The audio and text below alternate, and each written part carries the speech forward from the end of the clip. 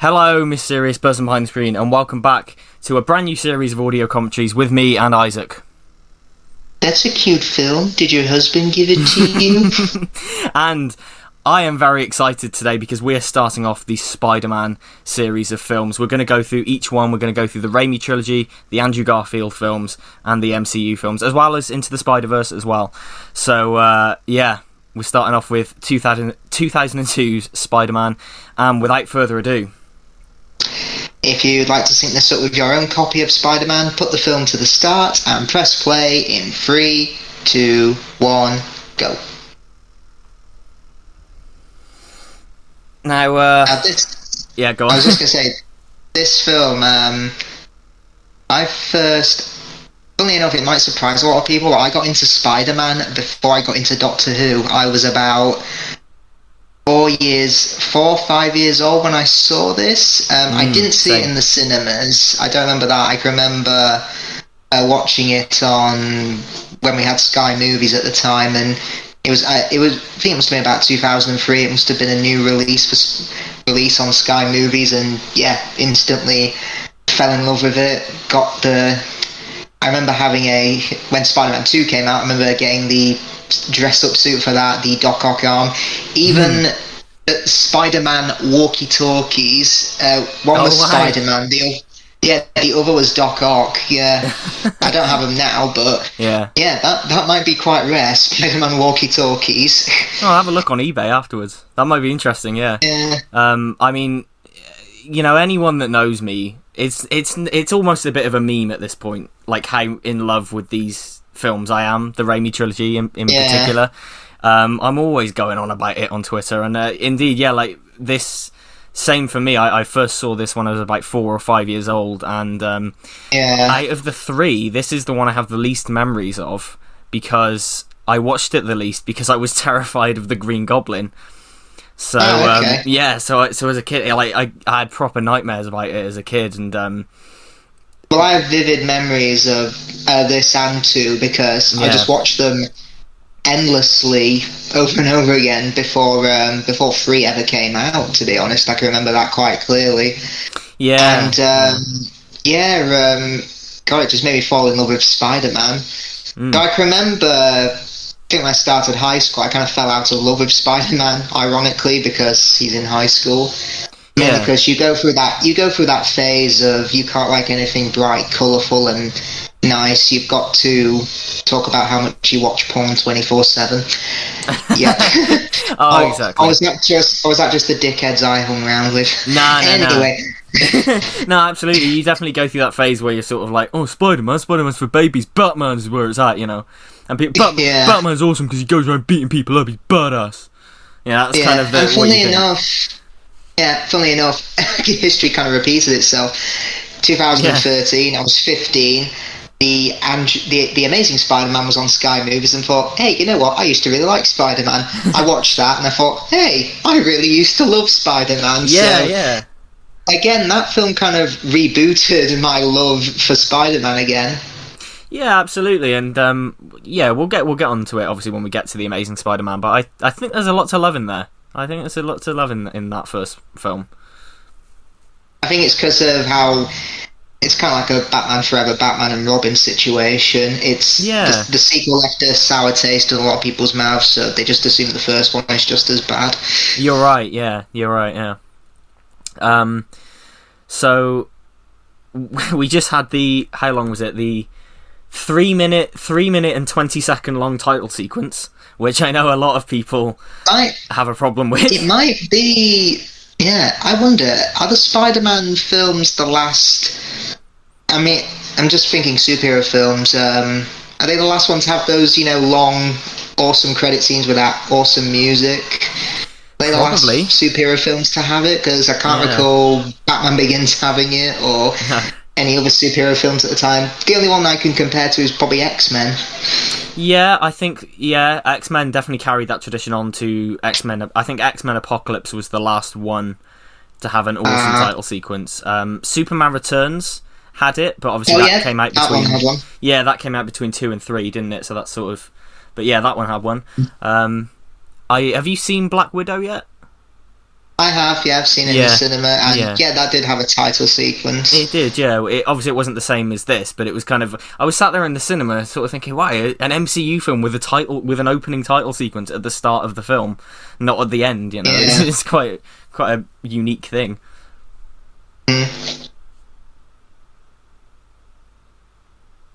Now, Tobey Maguire as Spider-Man.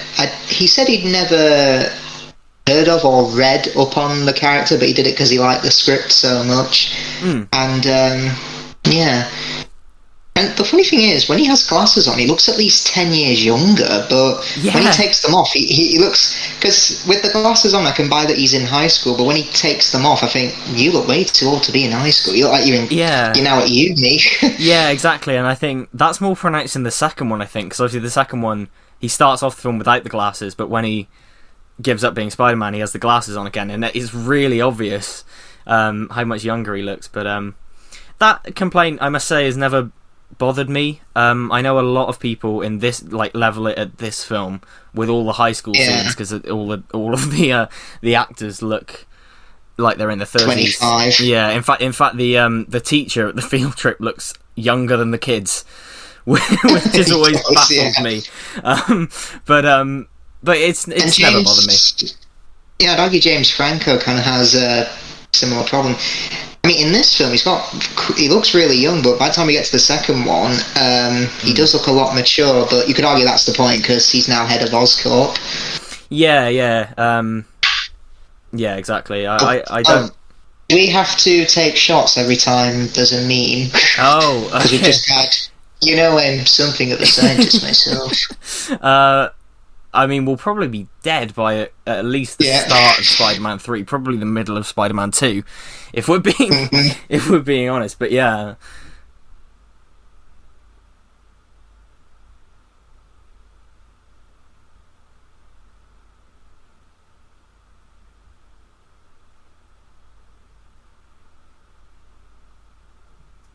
It's amazing with this film. I mean, actually, before we did this, I actually just watched Oliver Harper's retrospective on it, and it's amazing how much of a nightmare it was to get Spider-Man on the big screen. It was even owned by Canon Films at one point, who also did Superman 4, and imagine the what if we got a Canon film Spider-Man.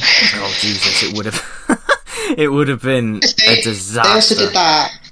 They did that Captain America film, didn't they, in 1990? They did, yeah. I mean, obviously, due to so many box office bombs, they went out of business. Yeah, I think the 70s Spider-Man TV series is sort of a good indicator of what we might have got if Canon had done it.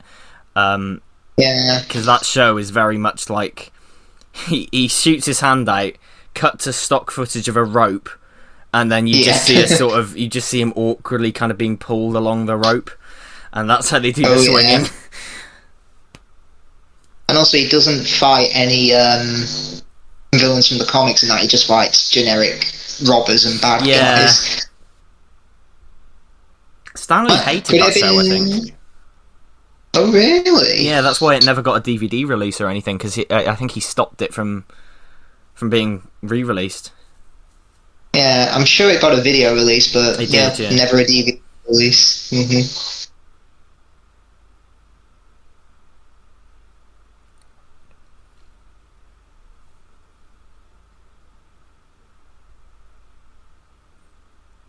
I'm always so impressed by like how efficient this script is, because it's so it's so tight, and it amazes me how well paced it is, because origin story films, they can, on repeat viewing, they kind of lose a bit of the momentum because you know what's going to happen, but with this it never bores me, within 10 minutes of film, not including the opening credits, we've already been introduced to who Peter is, what's his deal, how he gets the spider bite, how people see him in the world, kind of who MJ is, who Harry is. It's so efficient, and I'm always impressed by how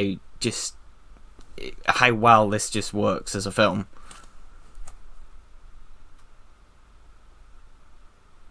I know James Franco did audition for Peter Parker, didn't he? But they offered him Harry Osborn. Which was a good move, because I cannot see him as Peter Parker at all. No, I can't. Heck, funny thing is, it happened in Harry Potter as well. Tom Felton auditioned for Harry Potter, but got Draco Malfoy instead. Yeah, and Tom Hiddleston auditioned for Thor. And got Loki. Yeah. So is Tobey Maguire actually coming back for Spider-Man No Way Home, or is it just a silly... is it a rumour? Is it true? I don't know. It's a rumour, but I think most people have decided that it's true, and for anyone who hasn't seen Loki, I won't kind of spoil anything, but something happens at the end of that kind of opens the door for other... multiverse? Yeah. Something like that? Yeah, it kicks open the door for it to happen, and I think the fact that Alfred Molina has said he's playing the same Doc Ock from these films, I'm not sure. Yeah, I think it's pretty much all but confirmed. I mean, just thinking where that Doc Ock could fit in the MCU, what if it's when he's making his experiments and I don't know, and someone else who has the power of multiverse helps him out, saying, I've got all the tools you need to make it, or something like that. I don't know. Yeah, I mean, Alfred Molina has dropped... he dropped another thing. He said he has been de-aged for it in some scenes, which I don't know if you saw recently. Kevin Feige was interviewed about it, and they said, can you tell us anything about No Way Home? And he just rolled his eyes and sighed and went, ask Alfred Molina. I'm surprised Tom Holland hasn't given anything away, because he's known for unintentionally giving away spoilers. And also, this could be false, like, you know what you see on the internet, but a fan met Tobey Maguire in the street the other week, and he posted a selfie with Tobey Maguire, and afterwards he said he asked him about No Way Home, and apparently Tobey Maguire winked at him. Which that could obviously be bullshit, because you know the shit. It's a bit like, it kind of reminds me of Day of the Doctor. So many rumours went around for that when it came out, and Tom Baker, like a week or so before the special, just said, "I'm actually in it, but I'm not supposed to tell you that." And honestly, when he said that, I kind of ignored it. I just thought, oh, he's probably just having a laugh. But nope, I was wrong. Yeah, I feel like everyone ignored that. And then it was still a surprise. We do know what he's like. He can't take the mick a lot of the time. Yeah. We need to take the whole thing back to formula after they read James Cameron's version of Spider-Man. We need to take it back to formula. Funnily enough, though, a lot of the Cameron script does make its way into this. Yeah, with the organic web shooters, doesn't it? It does, yeah. And also, about the webs, actually, the organic thing was actually changed mid-production. It was going to be mechanical, but nice. And you can see evidence of that in the final film. If you look at the Spider-Man suit, there's this giant nozzle in the wrist, and it's meant to be for the web shooter, and they had to digitally remove the web shooters from Peter's wrists in the scene where he's like practicing his powers in his room and stuff. So if you look really closely at his wrist, there's like a little bit of a lump on his wrist, and it's where they've like coloured the web shooter digitally to look like flesh. So it's they were gonna, but I think again that's not something that bothers me at all, because at the end of the day it's to help the efficiency of the story, I think. It doesn't change anything, it just cuts out a bit of the fat.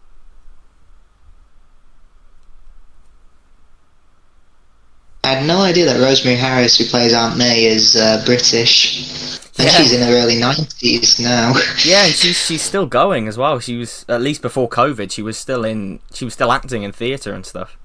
Good on her. The funny thing is, though, this might be because of later Aunt May and Uncle Ben's, but they kind of look like his great aunt and uncle, not his maternal or paternal aunt and uncle. Yeah, and to be fair, that has always been a thing in the comics. Like, in the comics especially, Aunt May looks like she's a skeleton. Like, she's ancient. She's drawn to look like 200 years old in the comics. Well, there's that. what does that mean? Have you noticed how the Spider-Mans get younger? The Aunt Mays get younger? Yes, yeah.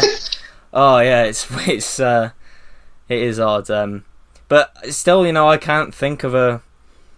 For the classic iterations of those characters, Rosemary Harris and Cliff Robinson are just... They're perfect. They're absolutely... Yeah. There's on the Blu-ray, there's a screen test, or like a costume... I think it's a costume test, actually, with Tobey Maguire, Cliff Robertson, and Rosemary Harris, and it just is those characters from the comics. Like, it's uncanny, the resemblance. In fact, I believe that's the photo they use throughout the films of, like, those three together. It's from a costume test. Okay, yeah. So, yeah. I wonder, these performance enhancers that he's taking here, in the comics, is it the same super soldier serum as Captain America? In various versions, yeah. The Green Goblin has kind of had multiple origins throughout the years, but yeah, because the MCU establishes what the serum does. If you've got negative traits, it amplifies that up to 100, and if you've got positive traits, again, amplifies up to 100. And the funny thing is here, he already looks like he's ripped before he even takes the... I mean... I suppose they can't exactly CGI shrink him down because 2002 it wouldn't have worked, but how old was he when he did this? Mid-40s, and blimey, he looks incredible there. Yeah, he's not... he's... Because I don't know how old he is now, but yeah, this was 20 years ago, so he would have been, I reckon, mid-40s, yeah.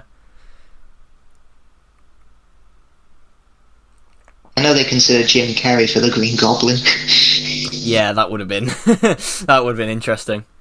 Yeah. But, I mean, it's just little touches that he does, and I'm not sure whether this was Willem Dafoe, whether it was in the script, whether it was Sam Raimi suggested it, but little things like when he straps him down, he goes, "Oh, it's cold."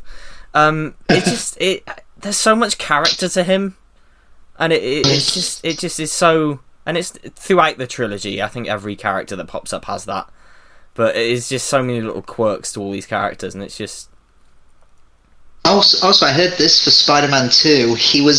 Willem Dafoe was literally walking by the crew or something and popped over to say hello, and they decided, you know what, let's put you in a cameo for the second film. Yeah. There's an Easter egg. He filmed that in literally a day. Yeah, there's an Easter egg on the Spider-Man 2 DVD. I'm not sure if you've seen it, where it's like, it starts off with Sam Raimi talking to Alfred Molina, and I say, now I want you to do the scene...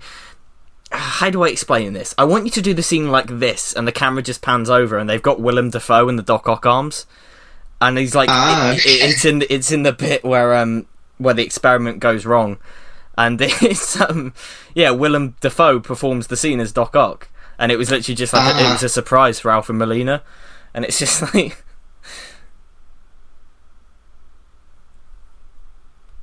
Plus, I love the.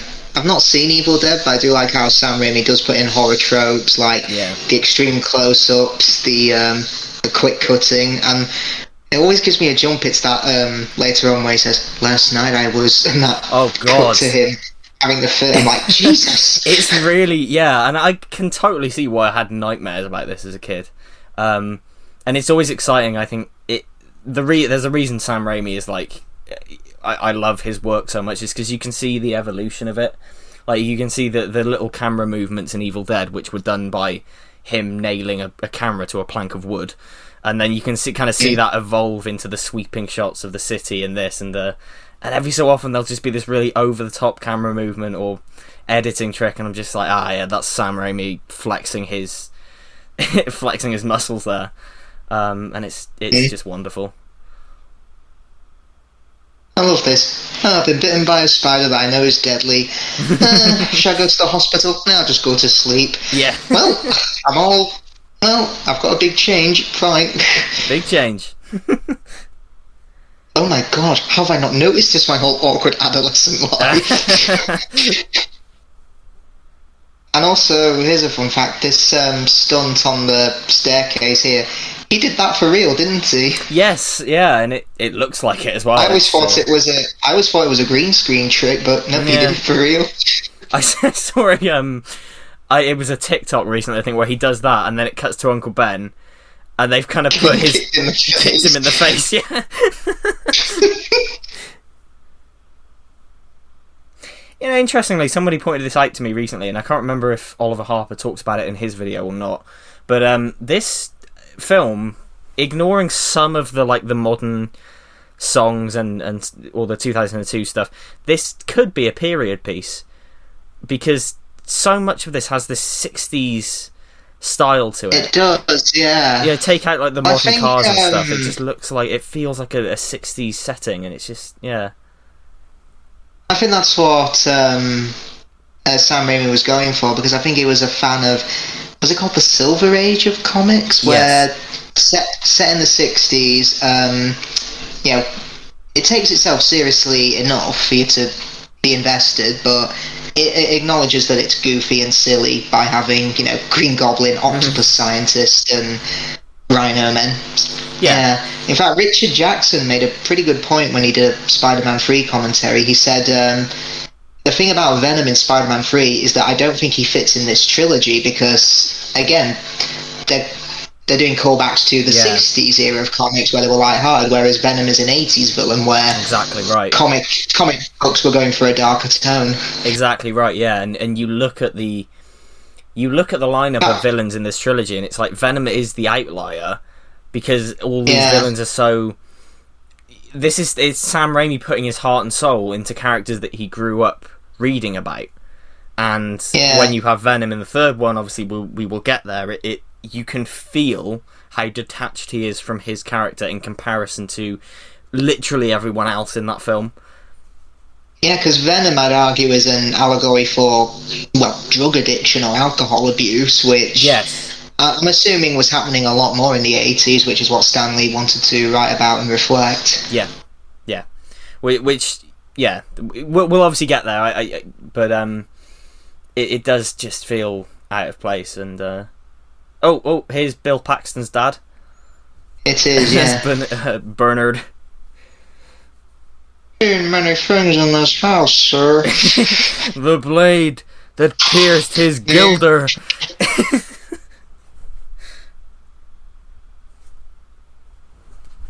And also I think Oliver Harper brought it up, but the cinematography out of the three, this might be the most ugliest looking at times, because again, it's got kind of like Terminator 3, it's got that hot, orange, muddy feel to it. Yeah. Whereas I'd argue 3 probably looks the best in terms of cinematography and colours, because it's got that inky black feel to it, but it allows the colours to pop out a lot more. And Spider-Man 2, funnily enough, I think has a very red feel to it, kind of like strawberries.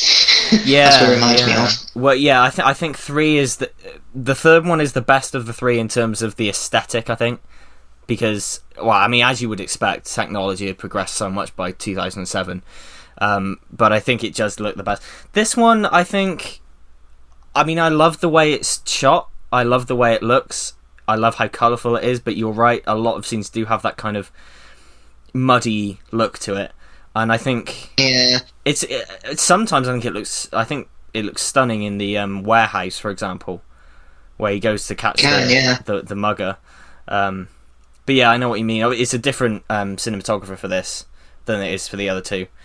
Don Burgess, I think, is his name, who did this.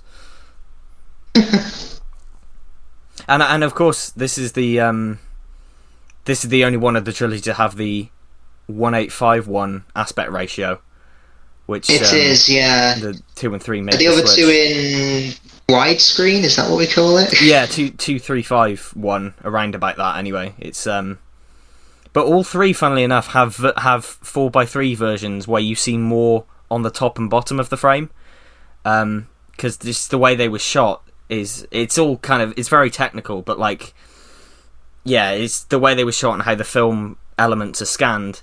Oftentimes you'll get in the 2000s you'd get TV versions that were in 4:3 that would kind of expose the top and bottom, and funnily enough in that version you can see the web shooters that I mentioned earlier, but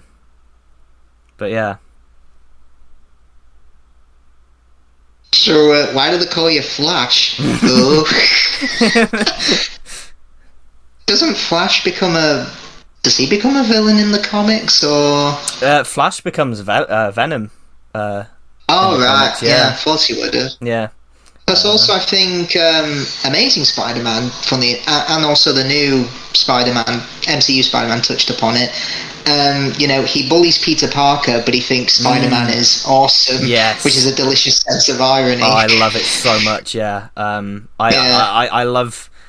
I think the Amazing Spider-Man has the best Flash for my money that we've ever gotten in film. I do as well, yeah, because obviously he picks on Peter Parker, but he does have his limits when he tries to sympathise with him when Uncle Ben dies. Yeah. Honestly, the Flash in MCU, it kind of feels like Peter Parker should be bullying him. Well, like a lot of things in the MCU films, it feels like a Spider-Man character in name only, but we'll get there. Yeah, we'll get there. I have so much to say. What the hell does he even do to bother Peter? Just call him Penis Parker? Yeah. It's so... Like, how old is he? 15? Yeah, it's just... I mean, you're 15 and that's the best you can come up with. Yeah. Ugh.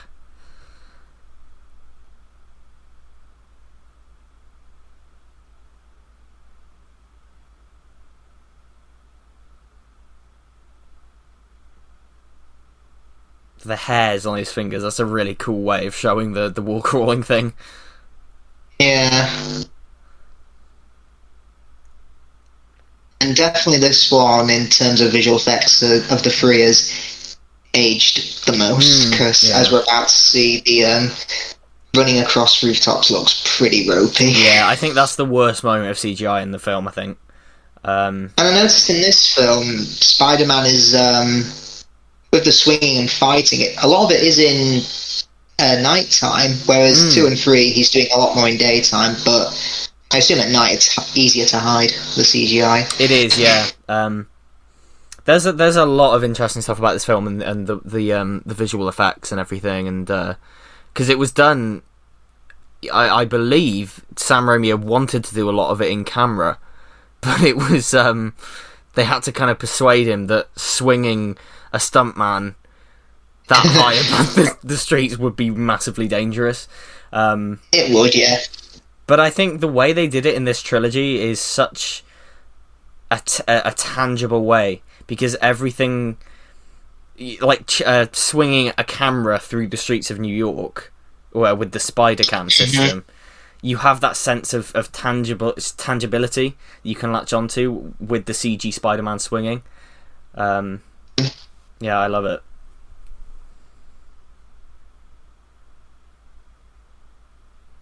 If you want to get technical, the web really should be coming out of his rear end. Yes, it should, yeah.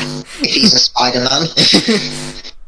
And there's that bit in the second one, isn't there, where he's kind of MJ's holding on, and he's kind of lifting her down, and it's just slowly coming out of his wrist, and it's like, yeah, it's gross. It's weird. Plus, a lot of people do give credit to this film in particular and X-Men for basically resurrecting the comic book, the superhero genre, because of. I think with those two films, it made Hollywood realise, we don't have to settle for crap like Batman and Robin ever again. We can have genuine effort in our films. Yeah, and we have confidence again. Yeah, I always say. There's the analogy I kind of used for this whole period was Blade put the key in the lock, X-Men turned the key, and Spider-Man opened the door, and it was like that 3-step process. I'd argue 2008 with films like The Dark Knight and Iron Man. That's the house party saying we're here to stay. Yeah, exactly. This is so... I love this scene so much. A lot of people give Kirsten Dunst shit for these films. I think in this film in particular, I think she's fantastic. I think she's really good as MJ. I mean, I'm not the biggest fan of her because, again, I just feel like she just gets saved way too often. Yeah. And I just feel like most of the time she's just a thing for Peter Parker to chase or save. And I don't want to sound too mean, but I think by the third film, Kirsten Dunst looks a bit bored. Well, because I don't know if she was she getting sick of it, saying to either Sam Raimi or someone else. She was saying every time it's the same. It's back and forth, back and forth. I get captured. Yeah, and she might have been getting sick of it by then. I don't think she was getting sick of the films as a whole. She was three was an interesting one because the production was kind of a mess on it, and originally, and you can see it in trailers, she wasn't meant to be captured. It was supposed to be Gwen, and Gwen wasn't going to be captured as such. It was just going to. It was. I don't know. It's interesting how it played out, but basically that wasn't going to be it. Sam Raimi had to call Kirsten Dunst and say, "Look, I'm so sorry. We're going to have to make MJ get captured again." And, yeah, and I think he said it was one of the most difficult phone calls of his career because she had said, like, I really don't want to go through the same thing again in this one. Let's do something. Let's give MJ something different to do. But yeah, obviously it didn't turn out that way. But yeah, it's an interesting one. And I think in this, she's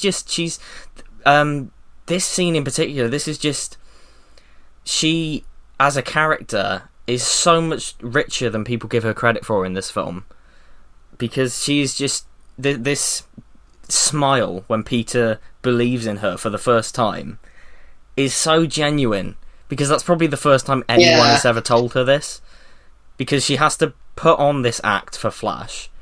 She has to put... That's true, yeah. Yeah, her father is constantly like putting her down, and here's someone who likes her for her, and that's... I love how she plays that, because it's like there's such relief, and you can totally see why she falls for him, because it's the only person in her life who's ever believed in her.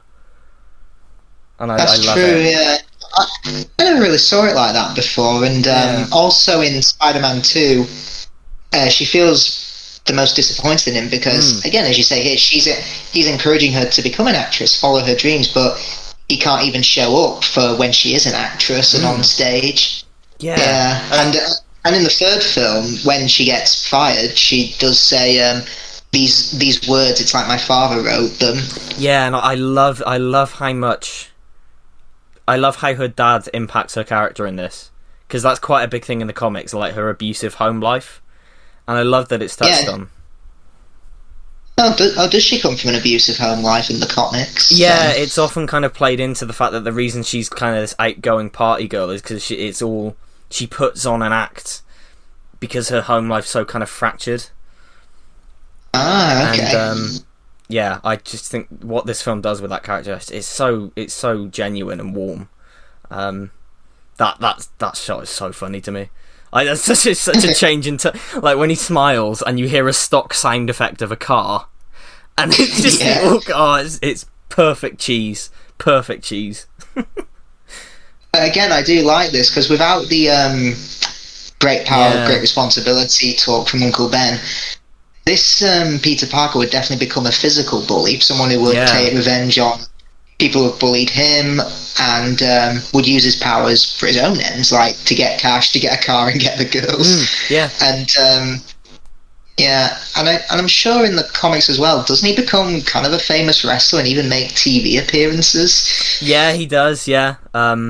Again, in some versions it's different. I'm assuming he never takes off his mask. No, he doesn't. No, and that's quite a big thing, because he's there's a lot of stories, and I believe this is directly from the original comics. It's he tries to cash his money in, but they're like, okay, well, what's your name? And he's like, Spider-Man. And they're like, no, what's your real name? And he's like, well, I can't tell you. And they're like, well, you're not getting the money then. And it's just like that naive thing of him being a kid and just thinking that he can just he can write Spider-Man as a legal document. Yeah.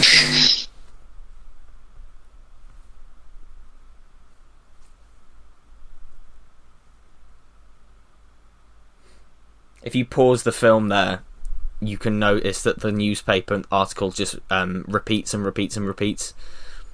Oh yeah, that's so typical. It's so common, it isn't really it? is. Which makes sense, because I mean, you don't. It's only saddos It's like the me that are headline gonna... you're looking at, not the Yeah, text. it's only saddos like me that are going to go through frame by frame and read the whole thing.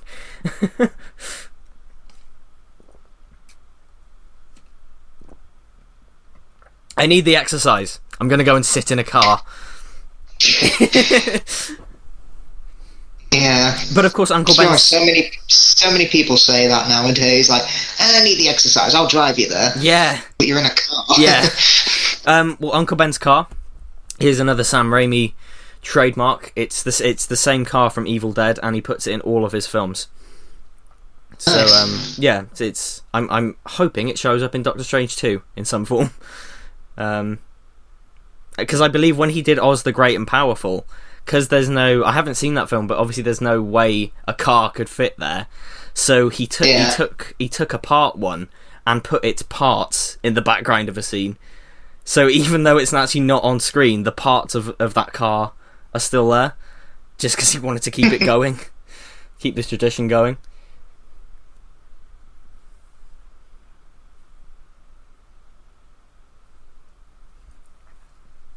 It's the only iteration of Spider-Man to have the "with great power comes great responsibility" line. Because I know in Amazing Spider-Man they do touch upon it, but they don't say the exact quote, which I think is alright, to be honest, as long as the theme of responsibility is there.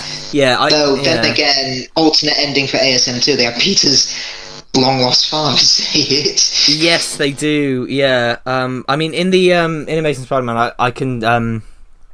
I don't mind the route they go about it, because the message is still there, but it does make me laugh how they're clearly consciously trying to avoid saying the line. Yeah, to avoid unfair comparisons to the Raimi films. Because what does he say? He goes, if you have the power to do these things, you have the moral obligation to do those things. And it's just like, you're just trying to avoid saying the classic line, but still say it.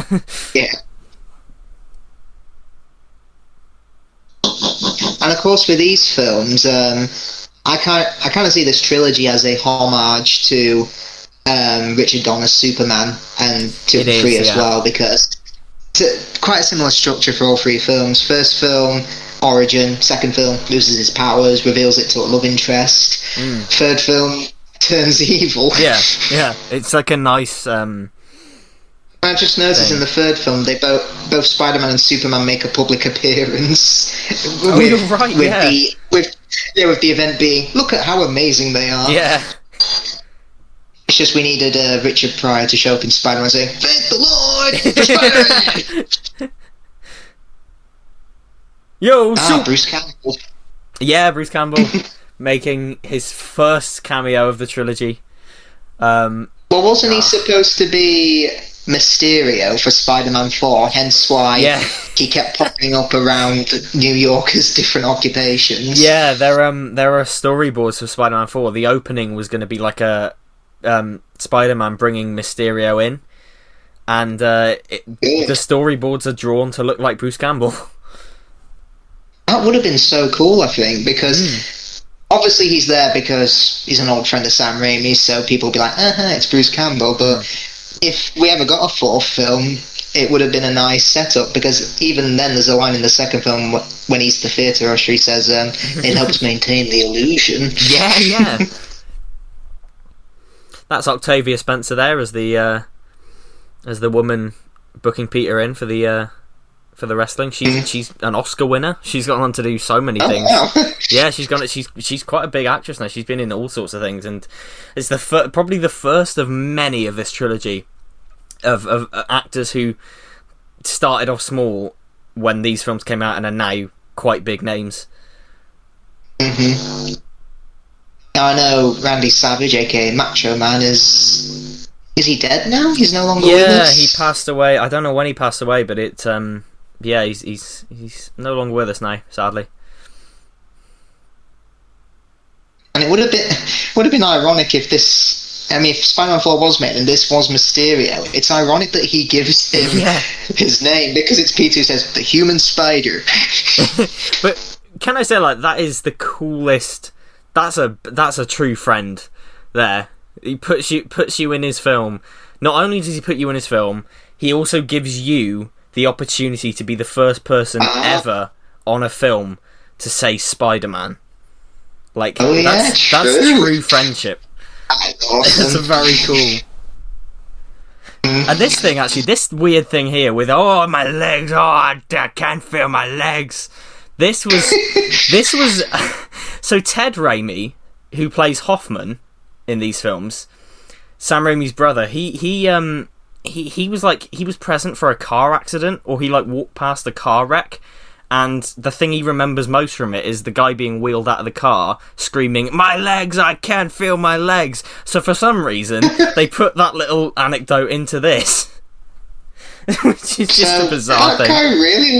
That guy lost his legs in a wrestling match? Apparently. What the hell did he do for him?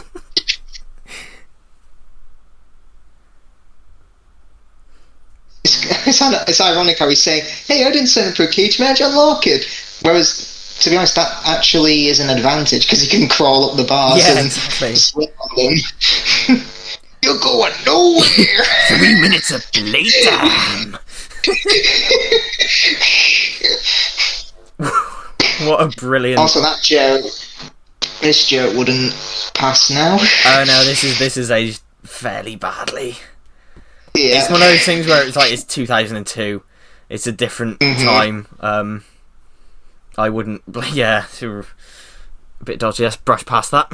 I mean, Lindsay Ellis, she did a video on transphobia, and she's got an entire category which just says, I think, like, throwing up or vomiting, and, like, Jesus, they make a lot of vomiting jokes in the early 2000s about transgenders. Yeah, they do, yeah. Also, we just remember we missed the cage guy. That guy was really into it. Honestly, just watching this, this film just makes me smile from beginning to end. It does, like, just every bit of this, it's just so wonderfully crafted, and it's so earnest as well. It's so happy to be goofy. It's just so.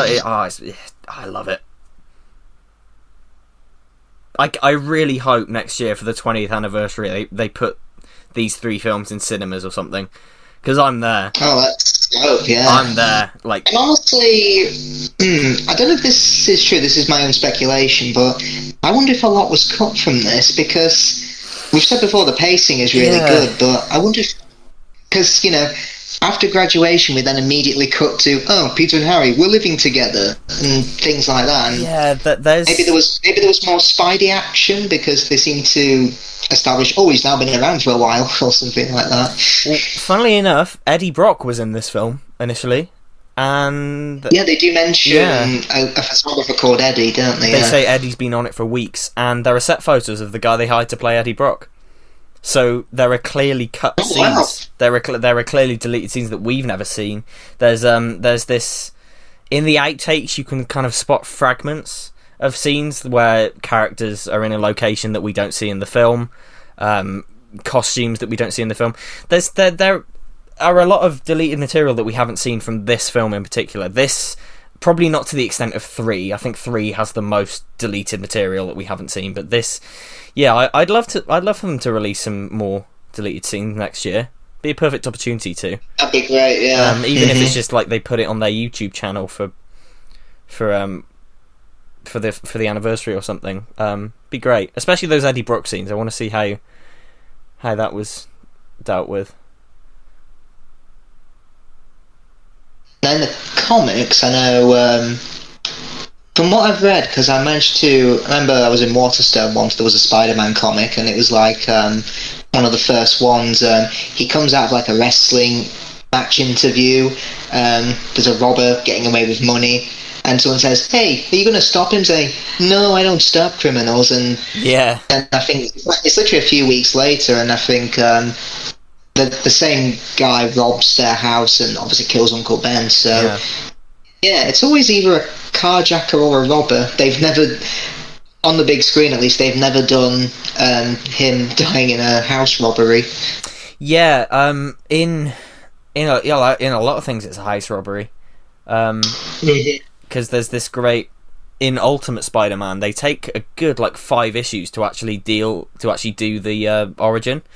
And I think in one of the issues of Ultimate Spider-Man ends on Peter coming home and there's police cars around the house, and that's how the issue ends. So I got a cliffhanger. So it's yeah.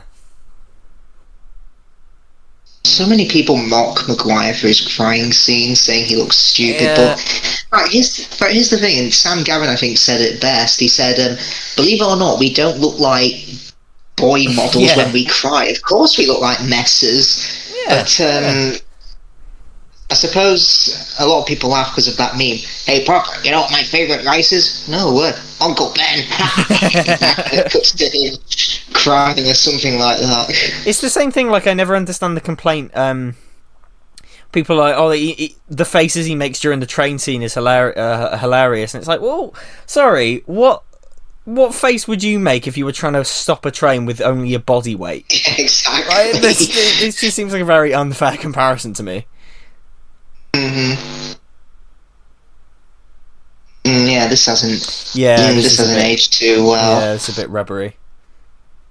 Interestingly, though, yeah, I think it looks better when he's in his full suit and it's at night, but here it does look too rubbery. It does.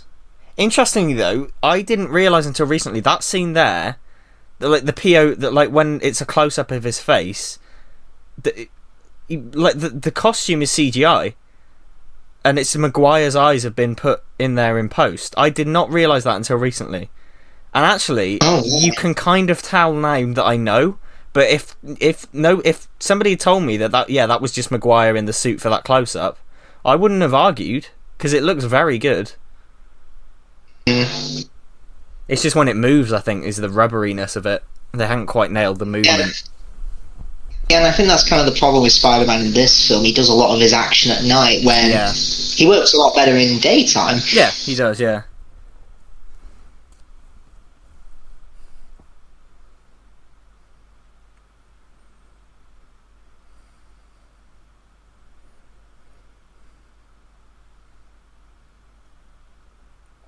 And we should talk about Danny Elfman's score. For me, it's the definitive Spider-Man theme. Oh, I love it. I love it to bits. I just think it's got this wonderful...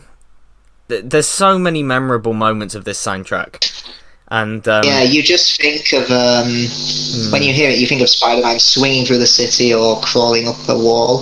Yeah. Mm-hmm. Yeah, absolutely. I mean, I don't think anything for me in superhero films will top that moment at the start of each one of these films where the Sony logo comes in and the strings of the score come in, and it's like the Marvel logo is the flipping pages of the Marvel logo. It's just gives me goosebumps every time. It is brilliant. It's just like it makes you kind of think of a spider crawling. It's just brilliant. It's so good.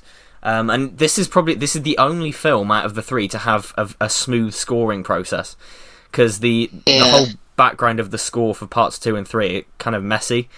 They had the infamous Sam Raimi and Danny Elfman falling out on the second one, and Christopher Young doing number 3. Yeah, and the third one that we'll talk about it when we get to it. But there's so much of the third one the music just got copy and pasted and trimmed, and thankfully in 2017 they corrected that with the editor's cut, because the editor's cut they released does restore a lot of the original music, and B, on the 4K release of the third one, you can watch the film with an alternate score, and it's Christopher Young's original intended score without any of the Danny Elfman music that they put back in, that they replaced with. So, and I think it's brilliant. It is such a wonderful score for the third one, but obviously we'll get to that when we talk about the third one. But yeah. That flashback there, it looked like something out of an art house film. Yeah. But is that something out of the comics? Whenever a character would have a flashback or remember something, would the panels go black and white? Oftentimes, yeah. Again, it's just feels like a comic book come to life again. You're right, and I never thought about that in relation to the flashbacks. Yeah. Not like Ang Lee's Hulk, where they just take random panels and what? I get where they're coming from, but when you're adapting a book, you don't put the words on a screen, do you? No, yeah. I mean, I quite like that. in Ang Lee's Hulk, just because it's never been done before or since. That's true. It's unique. Just so unique. I understand that it's a lot of people have a problem with it, and for good reason, because sometimes it goes too far. But I think just for the uniqueness of it.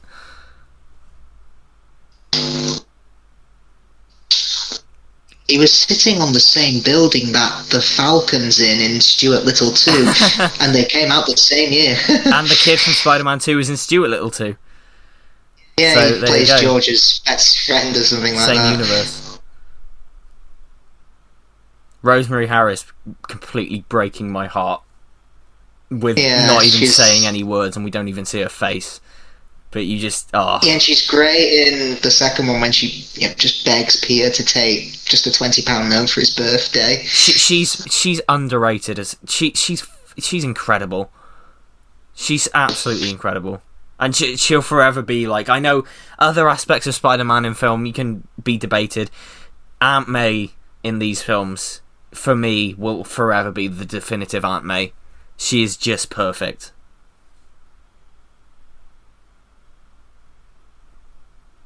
Did you ever grow up with any animated Spider-Man TV series? I grew up with the 2003 CGI animated series, which was very cool. It was kind of meant for a more adult audience, like a mature audience. So as a kid, hearing a cartoon Spider-Man go crap, like it was kind of shocking to me. But it's a very underrated show. It only lasted 13 episodes, and the animation is a little bit dated because it's like early CGI, but it looks like a comic book come to life. I think it's a great show. But obviously a lot of people grew up with the 90s show, the 90s animated series. And I can't remember watching the 90s show. I can remember the odd episode being shown on ITV. Yeah. Yeah, I think I remember one distinct one. He was telling this little girl who he really was as Spider-Man, and I thought, why would you do that? I'm sure I've missed a lot because it's been years since I've seen it, but okay. He tells the little girl how he became Spider-Man, but he tells it wrong. He tells it, and the whole episode is him like turning into a spider, and there's this really fucked up scene where it's Peter Parker's head on a spider's body crawling around the place, and it's like, what the hell's happening here?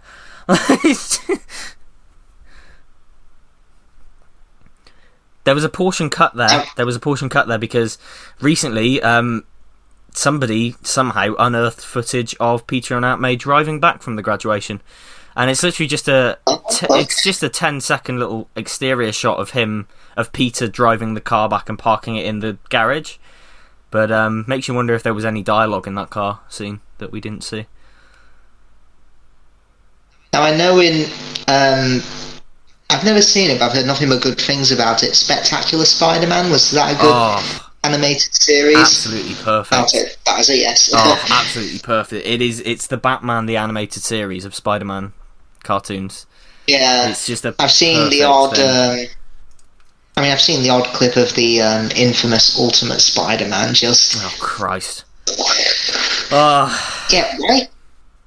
I know people rag on the MCU Spider-Man for giving him all those gadgets, but have you seen that? Yeah. They give him a fucking they give him a plane or a jet and a motorbike. Why does he need it if he can swing around the city? It's like giving Superman a...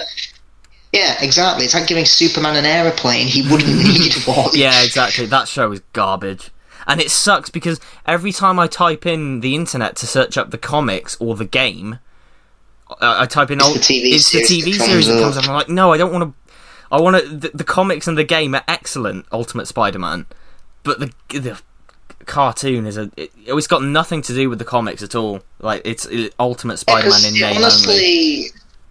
It honestly feels like a Deadpool series for kids, but they decided, make it a Spider-Man series to sell more to kids. Yeah, because he has those stupid fourth wall breaks, and it cuts to. Baby Spider-Man, or he has an angel Spider-Man and a devil one on his shoulder. I'm just reminded of the Emperor's New Groove. It's that shoulder angel. It sucks because that show was designed to replace Spectacular Spider-Man, and Spectacular Spider-Man was so good, and by the end of its second season, it was on full steam ahead, and it ends on a cliffhanger. And to know that they replaced it with something designed to sell toys is just it's one of the biggest injustices I think Spider-Man has ever had, like outside of the comics. It's such a shame that happened.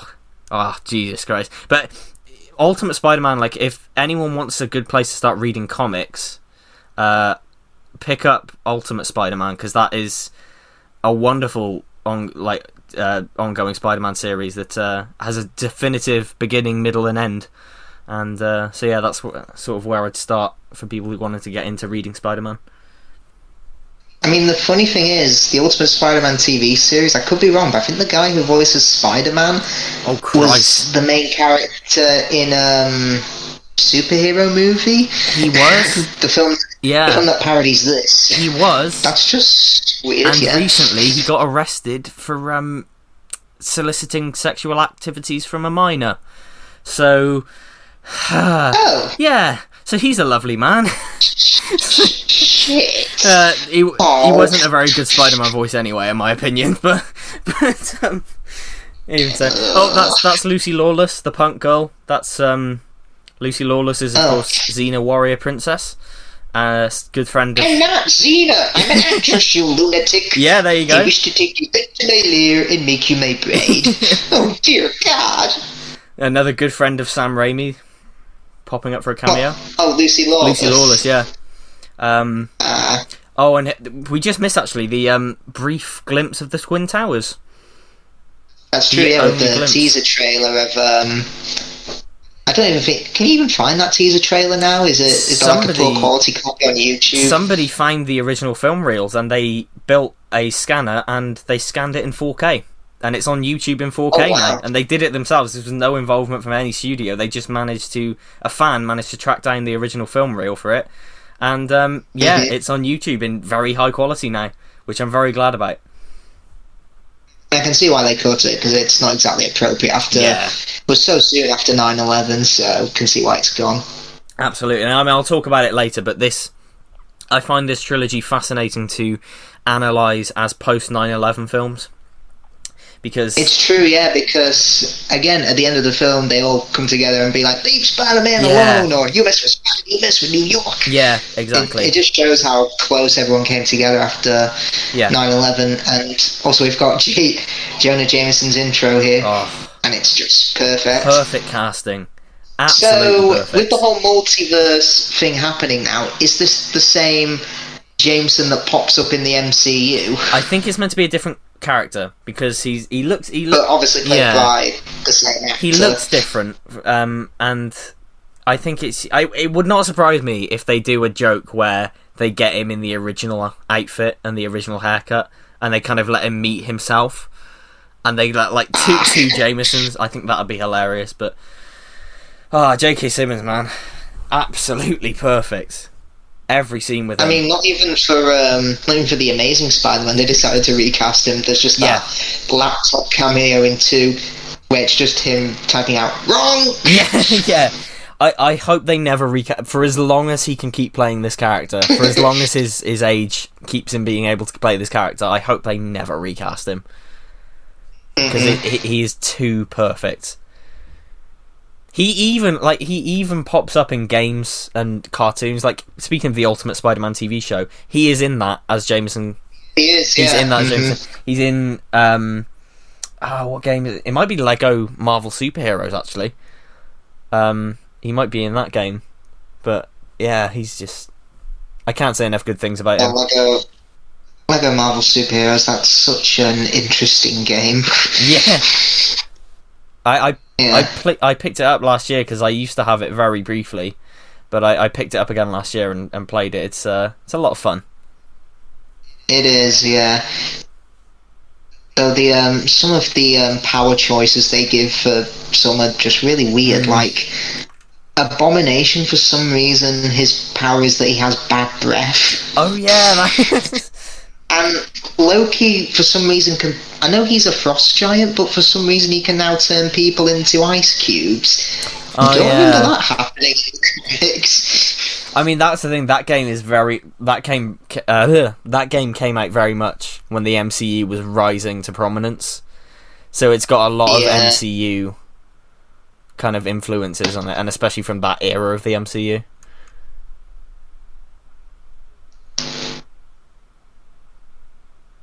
We get a Dr. Connors reference here, don't we?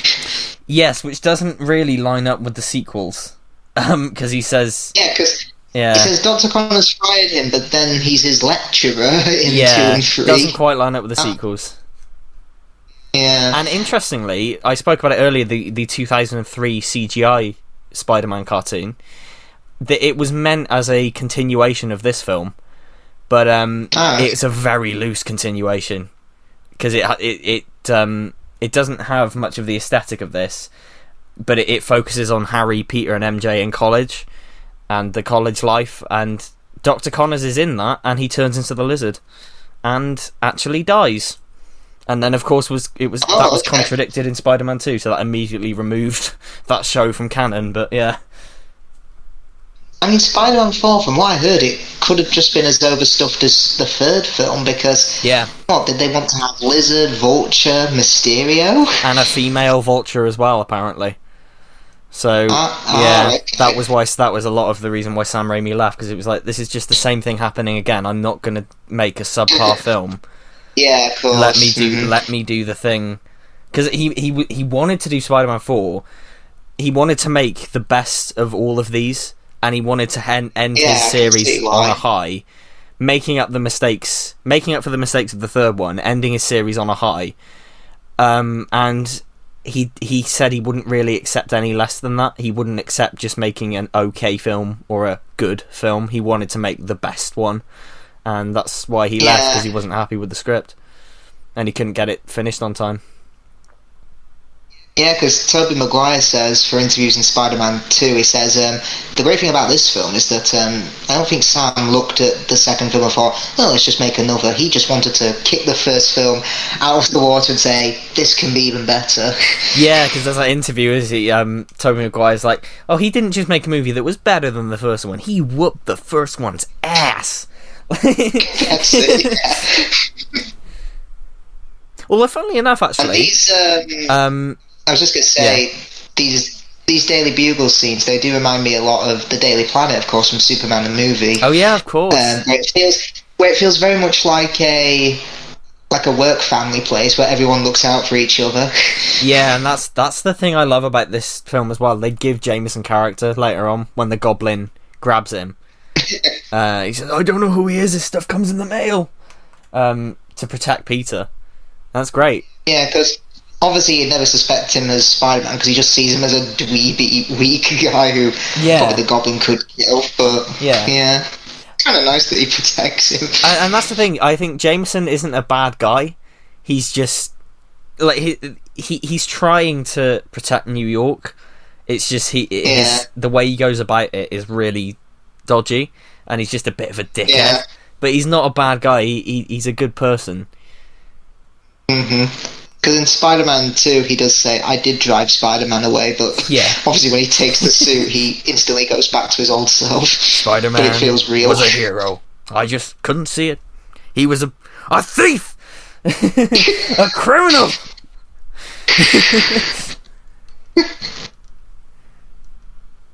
You know how much I sacrificed? When you don't get the grade you want in college or university, you know how much I sacrificed. This became a TikTok trend recently. This clip of him going, you know how much I sacrificed. I can see why. Of course, this whole arc was essentially repeated and ripped off in the Fantastic Four film from 2005. Oh, I've never seen that, that doesn't surprise me. It's the exact same story. It's a businessman gets kicked out of his own company. Is Doctor Doom in that? Yeah, it's Doctor Doom, yeah. I have a soft spot for those Fantastic Four films from the early 2000s. It might be because I grew up on them, but I think they're a lot of fun. They're not brilliant, but They're a hell of a lot better Chris than Evans anything since. Chris Evans is in them. Yeah, and he's great as Johnny Storm. Like, he is absolutely perfect as that character. And I think even people who hate those films agree that Chris Evans is, like, pretty perfect. I mean, I've not seen those films, but it does look a damn right better than Fantastic. Yeah, well, I mean, yeah. I've seen clips of that Doctor Doom, and he looks like a crash test dummy. Yeah, it's bizarre. Just like, Jesus Christ. We'll have a character called Doctor Doom, but we won't call ourselves the Fantastic Four. Yeah, I know. It's just like, come on, it's so misguided. And look, the thing with those 2000s Fantastic Four films is, no, they're not brilliant, but they are fun, and you can just have fun with them. And I honestly think if they had gone more cosmic with it, and like gone to other planets and embraced the weirdness a little bit more, they'd be pretty good adaptations. They'd be pretty alright. Yeah. And to be honest, I think Fantastic was kind of, don't want to sound too mean, but I think it was doomed from the start, because they were showing like a darker, serious tone. But when you look at like a cover of a Fantastic Four comic, does talking in dark, dark, shadowy rooms really remind you of that? When you've got a guy, and what the Thing's catchphrase, "It's clobbering time," is from an older abusive brother. That's so... that's really gross. It's like if... Oh, God. It'd be like if Superman's up and away catchphrase is from, I don't know, Jonathan Kent's final words or something like that. Well, I'm in... Or if you're watching Man of Steel, well, here's the tornado. I'm going up and away. Oh, God. Oh, we just missed Macy Gray as herself, which is probably the only... That's, I think, the only thing that dates this film to a particular period, is Macy Gray as herself. It's not a fan of that. And of course all the product placement in this, but in this scene. Samsung, Prudential, Suntory Whiskey. To be honest, it doesn't bother me, because you're in Times Square. Of course, you can't exactly block up all the adverts. That'd probably cost you even more money. Yeah, it's why I don't get people rag on ASM2 for that scene in Times Square, because I'd argue it makes the colours pop out a lot more in that film. Yeah, same. I mean, some of the product placement in Amazing Spider-Man 2 is massively in your face, but that scene is the one thing you can get away with it. That's Stanley. Yeah, I like how in the first two films he's doing something heroic. He takes someone out of the way saying, "Look out!" And then in the third film, it's that, I guess one man can make a difference. Yeah, enough said. Which, I know that went around a lot when he died, because, it's so true. It's a great quote. Just think how different the world would be if he didn't make any comics. Yeah, it's a brilliant little quote, yeah. Now, I think... I'm going to say something quite controversial here, which might shock a lot of people. I'm not a big fan of the Green Goblin as a villain in this film, because... Okay. Can I ask, what is his motivation? Now, I know he feels cheated because they kicked him out of the company, and then he kills the board members. Yeah. But then later on he said, there's only one who can stop us, and that's Spider-Man. But stop him from doing what? What's his plan? I think his plan is just a generic take over the world thing. Like, take over New York, because he says in that scene later on, he says, "Yeah, you and I could cause the deaths of countless innocents again and again and again until we're both dead." So, I think it's... Yeah, I'll give it to you a bit of a weak motivation, yeah. Yeah, maybe if it was taking out the board members and his business rivals one by one throughout the film, but let's say Spider-Man kept stopping him, that would have been a fine motivation. A little bit like, say, Doc Ock or Vulture in later Spider-Man films. They just want to achieve their own villainous ends, but Spider-Man keeps getting in their way. Yeah. I mean, I think it works. It works as a nice mirror to Peter's story. That's kind of more pronounced in the second one with Doc Ock than anything. But yeah, two people get unimaginable powers, and they both use it for different reasons. But yeah. Yeah. And also, this fight scene is kind of funny, but for the wrong reasons. Yes. Like, there's that bit where Goblin pushes Spider-Man back. He hits a lamppost, and it crushes that guy's head. And I'm like, no, he's fucking dead. I was going to say, it's like, is he alright? Like, he's gone. Something. Oh, that's stupid. And when he gets shot in the face, he's like, oh yeah, oh wow. We'll meet again, Spider-Man. Oh, God, it's like something out of an Adam West. I know, yeah, I do love that though. It's so unashamedly comic booky. I'll tell you what though, something I love about the Green Goblin costume that I don't think many people notice is that it isn't just green. It is kind of got purple highlights to it, but they're only there when you catch them in the right light. It's like a special type of paint. I don't know how they did it, but yeah. I mean, you've kind of got two problems. Oh, that's a dummy. That's a dummy. Jenny looks like she's holding a dummy. And it's a dummy. She is. And also, I don't know if you notice her hair's blowing the wrong direction. It's blowing forward, not backwards. Yeah. Oh god, I remember this. Someone's done this on YouTube. You know who I am. I do. I am Mrs. Nesbitt.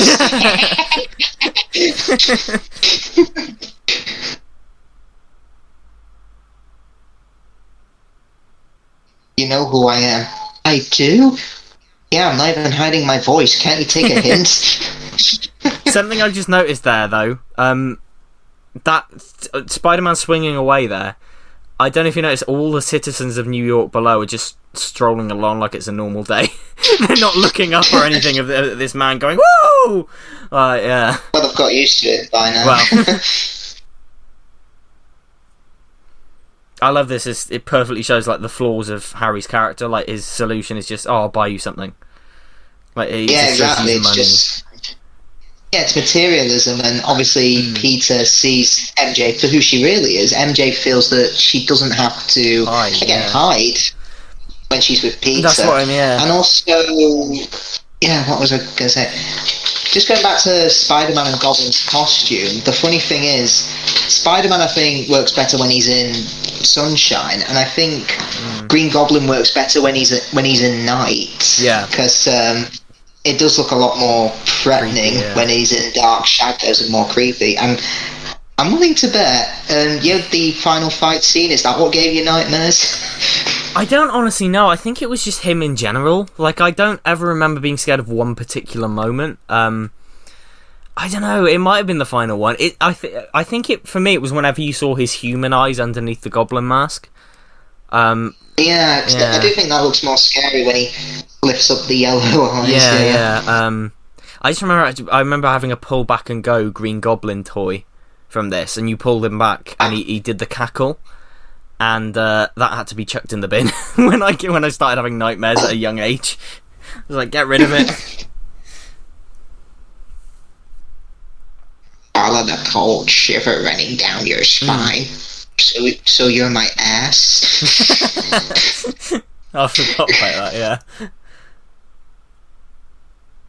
And this is just... Does he have so many masks in his house? Oh, it's so many masks.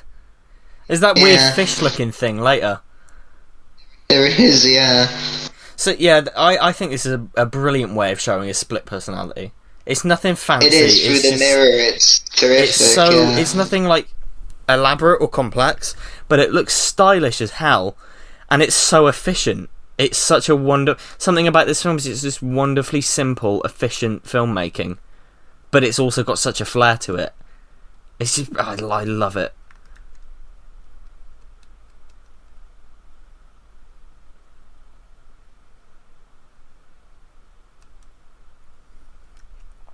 It's just, I think his motivations get a bit cloudy here, because he's took out the board members, but what's he gonna do then? Just be crazy?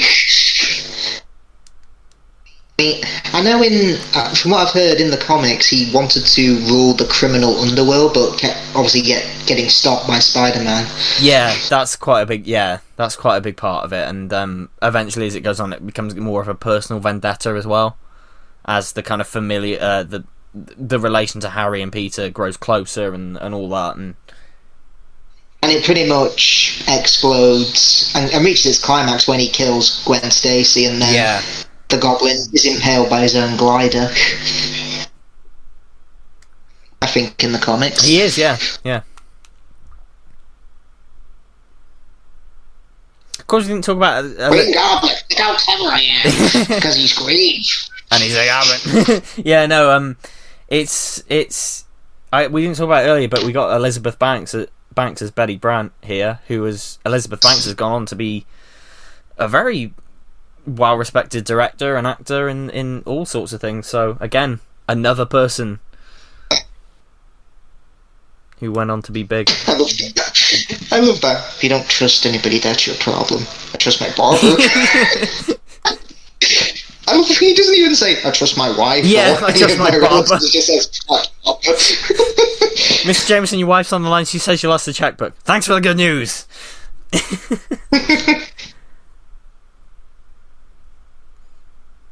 J.K. Simmons actually, I always forget this. He's wearing fake teeth for this. Yeah, it does look like it because they're very white. Yeah.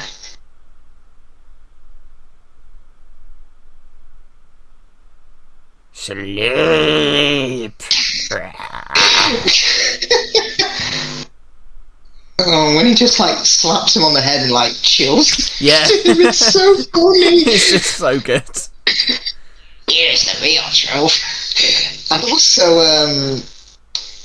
I'll say this about Maguire's Spider-Man.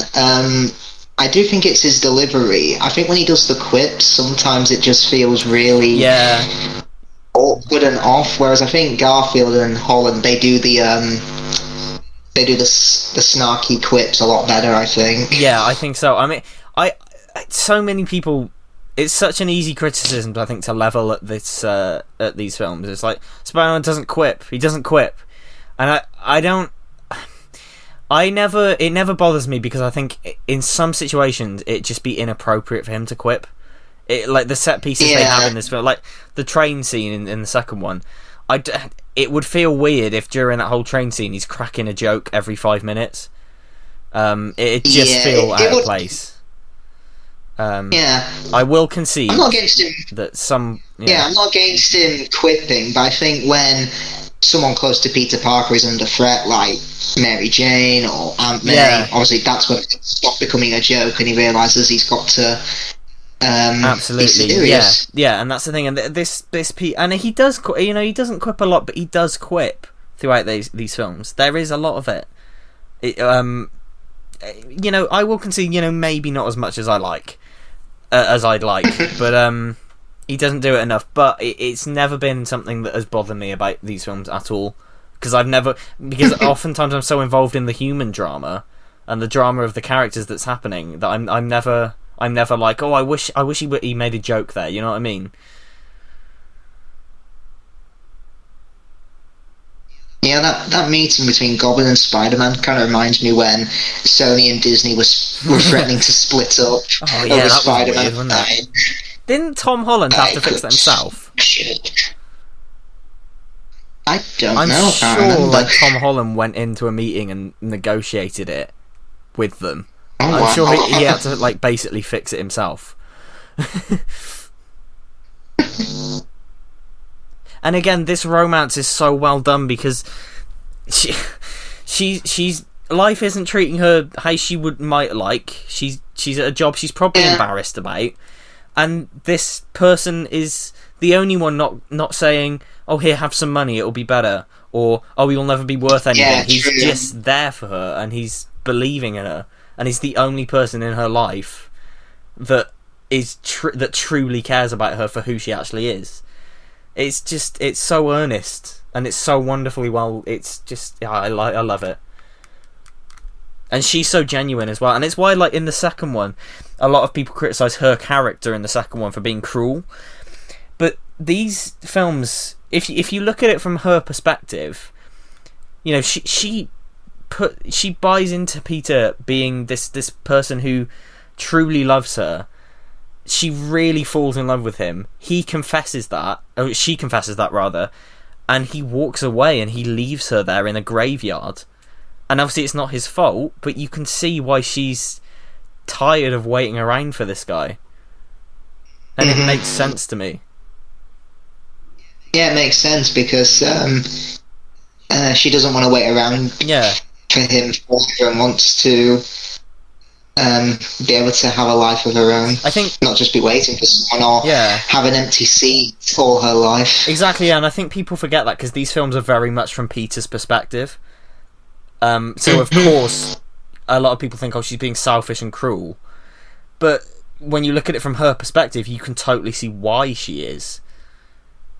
And obviously that's a topic for the second one, but yeah, Now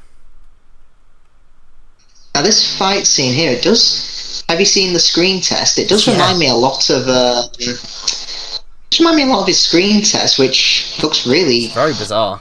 If I saw that without the context, I'd never think it would be for a Spider-Man film. Yeah, it's like a martial arts Bruce Lee thing. Exactly, yeah. And of course, so many people have pointed out the obvious in here, the rain scene with Kirsten Dunst. Yeah. Does it need mentioning? Yeah, it makes the dress all... Yeah, it makes her hair all wet. Yeah, very obvious. But funnily enough, she was younger than I thought when she did this. I believe the backyard scene earlier was filmed on her 19th birthday, I think. Jeez, she was a lot younger than I thought. Well, she had done Jumanji, and that was only 7 years before this. So... Yeah, it would make sense. Yeah, it would make sense. She started off as a child actress, didn't she? She did, yeah. And funnily enough, she's naturally blonde, isn't she? Yeah, and they dye her hair, like, in this film, the way they dye her hair is so much, like, more comic book MJ than it is in the other two. Because in the second one, it's like a strawberry... it's like a strawberry blonde colour, isn't it? And in this one, it's very bright red, and... I think at some points it's a wig as well. Like, I think in some of the reshoots it's a wig, but you can't really tell. Of course, this iconic scene, which has been parodied so many times. Yeah. Tobey Maguire hated it because the water kept going up his nose. I was surprised. Yeah.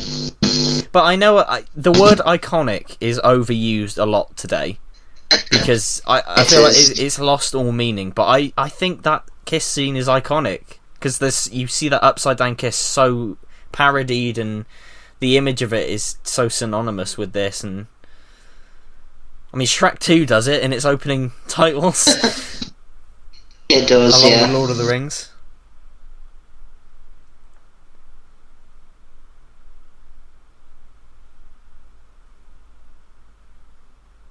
There's a great detail here with the CGI in a minute when he swings into the building and the updraft of the web like carries the web into the sky. Like it lifts the web with the smoke because of the updraft, everything, and the physics. That's a cool detail. Very cool detail. And it like... So did the Goblins start this fire to pretty much say to Spider-Man, so you in or out? That's how I took it, yeah. Just to get his attention. Essentially, yeah. Oh, this fire chief guy... Oh, God. This fire chief guy is in the second one. He's... Oh, is this the same fire chief? No, I believe he's on the train. I think he's one of the guys on the train. Oh, right.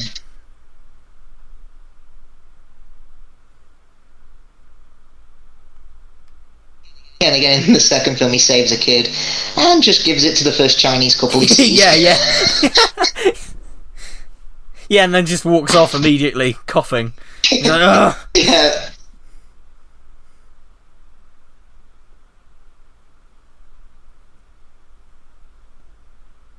Yeah, here, the web, if you watch it properly, it flies up into the air.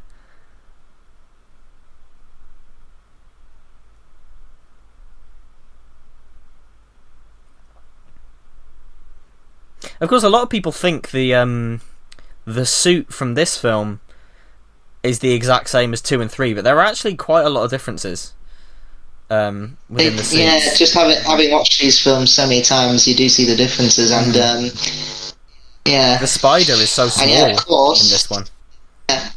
It is, and of course, James Atchison, is that how you say it? Yeah, did the Fourth Doctor's costume. He did. He designed the Fourth Doctor's costume, which is a cool detail. So I'm gonna assume he did the Green Goblin costume as well. Yeah, I believe he designed the costumes for the entire trilogy, like every character.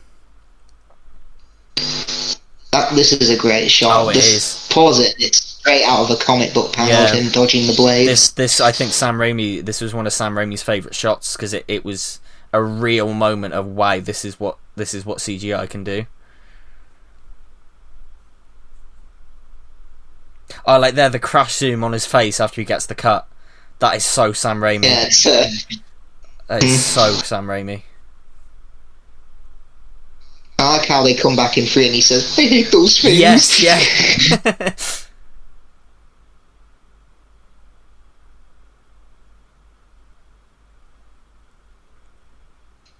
Looks like he's stoned. He does, yeah.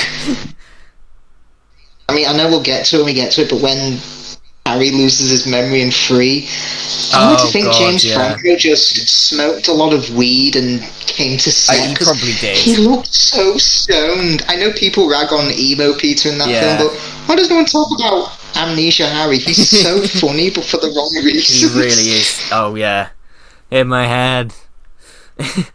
Doctor said, you know, I'm not doing anything. I wrote you a play in college. I know that face. Oh, God. Bop on the head, I'm as free as a bird. Yeah.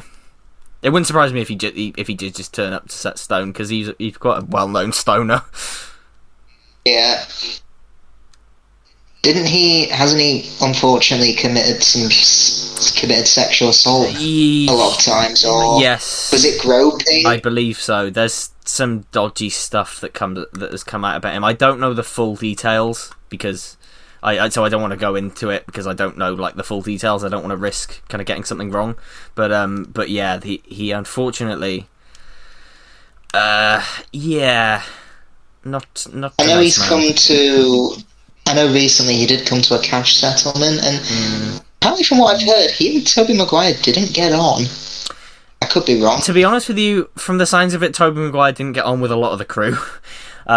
There's I was going to mention it earlier actually, but I forgot. There's the bit where him and Flash are fighting. Like I think I've told you before on one of these commentaries.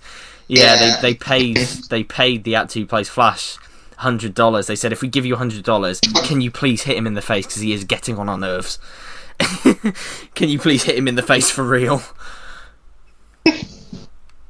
Had to be an old lady with a stick to get these cranberries. As a kid I thought, wait, did he beat up an old lady? But then I get it now, it's just a saying. And I remember Sam Gavin was on a podcast once and he put an extract of it saying, saying about the MCU Spider-Man films. I don't get the John Hughes vibe. I get more of a John Hughes vibe from this film because take the Thanksgiving scene, for example. You know all the relationships between the characters. Oh, yeah. Peter's in love with MJ. MJ doesn't like Norman. Harry wants to impress Norman Osborn. Norman thinks Harry's disappointing. Aunt May's not the biggest fan of Norman either, but they're all just, the relationships here, they're all perfectly established. They're so well defined. And this is the thing, these films get so right, and even in the third one, it gets the human drama. It gets that the human drama is the core of Spider-Man, and that's why people like him, and it's because it's the human stories, and that's why these films work so well, because it's not about the person, it's not about the superhero, it's about the man behind the mask. And a detail I love here, Norman is wearing red and blue, Peter is wearing green and purple. Green, yeah, just so they're wearing realised. each other's colours, and Harry is wearing a mixture of the two to kind of indicate he's kind of aligned kind of in between those worlds.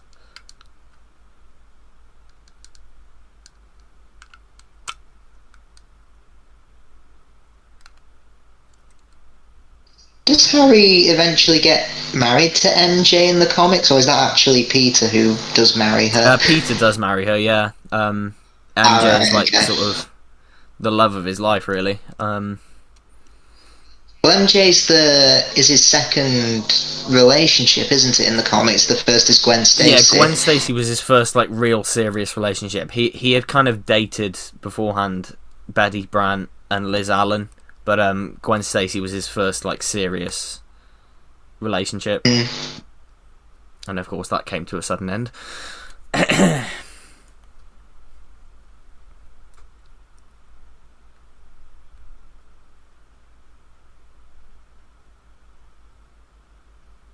I love that everyone calls her Aunt May.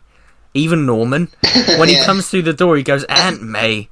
It's not your aunt. I think exactly. Plus, I do like how when MJ leaves, she does say, "I'm really sorry, Aunt May," because she doesn't want to upset her. Yeah. And I like how she does visit her in hospital to say, almost as if saying, "I don't want this to end on a bad term. I just want to see how she's doing." That's nice. And something this film does a perfect job at making every character relate to Peter. Every character's arc relates to Peter's arc somehow, but it never feels like the characters are just empty shells with no personality that just exist to support Peter. Like, they feel like their own characters, yet at the end of the day, everything comes back to Peter. Everything revolves around him in this film, but it never feels never feels like they're blank slates with no personality, just plot devices. Now, apparently, Rosemary Harris and Willem Dafoe, they were in a film together where he played her son-in-law, and she was really in that film. She was really abusive towards him. Oh God! And she joked that this was the son-in-law's revenge. Well, I can't imagine her being like that because she's just such a warm presence in these films. That's true, yeah. And she's still looking great though. Like she put a video on YouTube a while ago, like representing like a theatre company or something, or like congratulating the graduates of a university or something, and she made an appearance obviously virtually because of COVID, and she still looks great. She looks just like she did in this film like 20 years ago. That's nice to see. I think she's still kicking. I think her husband died a few years ago, but she's still acting, and she's still very active. So.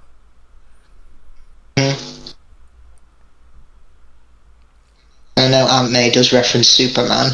Yes. You're not Superman, you know. So Superman exists in this universe. Then again, there's a line in Spider-Man 2 where I think she's clearing out a house and Peter says, "Hey, where are my comics?" So yeah, he could have been on Superman.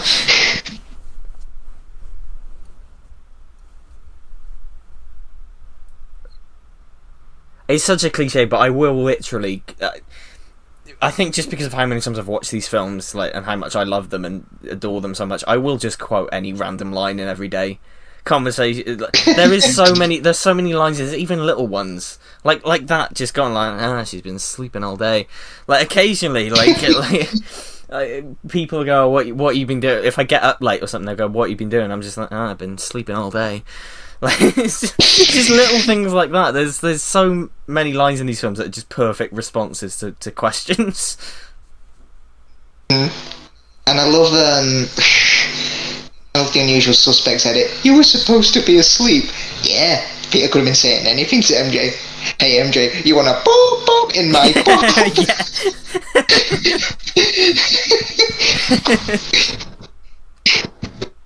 His Spider-Man reviews are just brilliant, particularly the Raimi ones. Yeah.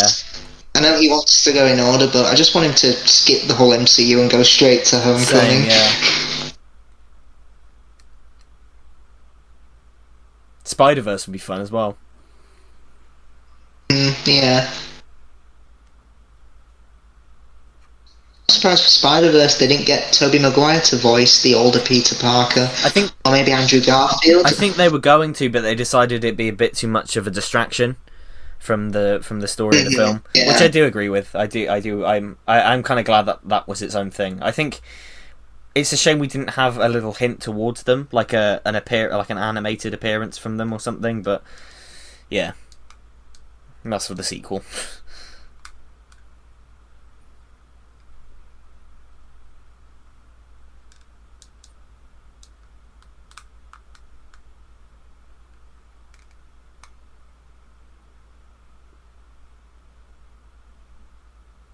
Again, like I spoke about it at length earlier, but this is just so. It's just you feel it for her character, like the weight of what this means for her after all the stuff that she's been told throughout her whole life from like her father and everyone else. Yeah, because it's either you're worth nothing or you're only worth the material or money Exactly. that I get for you. Yeah, or like And yeah, I didn't really notice this before until you mentioned it. Yeah, it's just really sweet and like you said, you're either you're worth the materialistic stuff, or I only like you for the act that you put on. I don't actually like you for the real person. Yeah. Like I said, Peter's the only one to fully appreciate her. Though I will be that guy and say I personally think the Amazing Spider-Man has the best Spider-Man romance. Oh no, I agree. Well, maybe I like it. I think if we just take this film, I think this is just so wonderful and so earnest and so genuine. But I do love Peter and Gwen in The Amazing Spider-Man. I think it's such a is so. Their chemistry is incredible, and obviously we'll get there. What is that fucking fish mask? Sorry, that just came out of nowhere.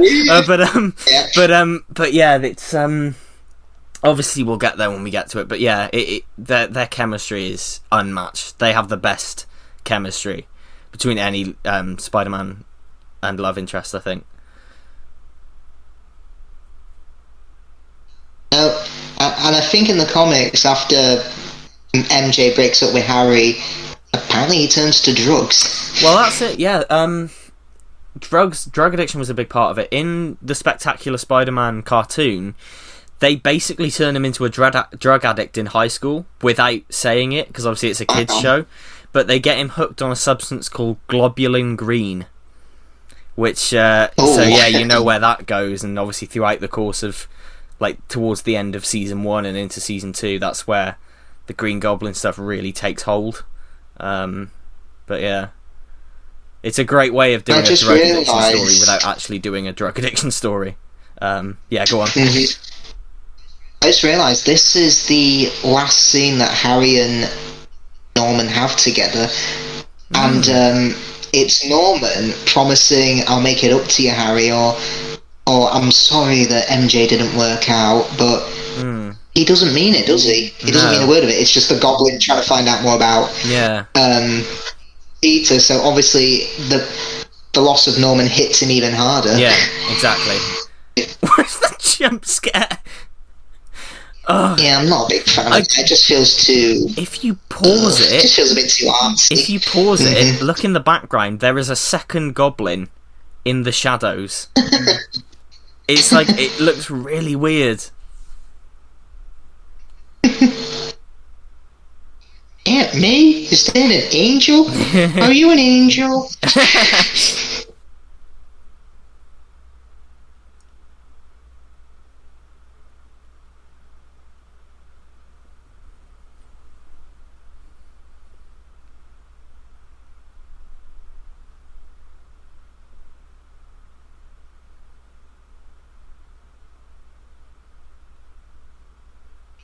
To get Mary Jane back, Harry should have said, "You're lying, I never hit you. You're tearing me apart, MJ." Should have got some. Just realised he walked into the hospital with flowers. "Yeah, carve a dozen red roses, please." "Oh, hi, Harry, I didn't know it was you." "That's me." Hi, doggy.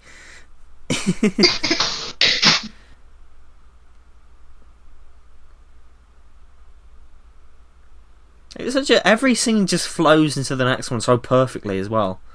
It's just that everybody else knows, and then lead into the realization that the Goblin knows and stuff. It's just great. It really is. I mean, tell it's the early 2000s because he's using a payphone. Oh yeah, the payphone, yeah.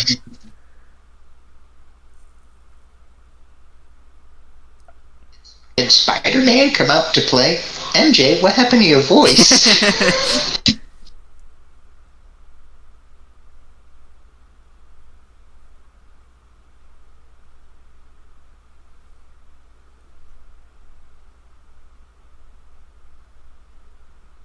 Reminds me of that Simpsons episode.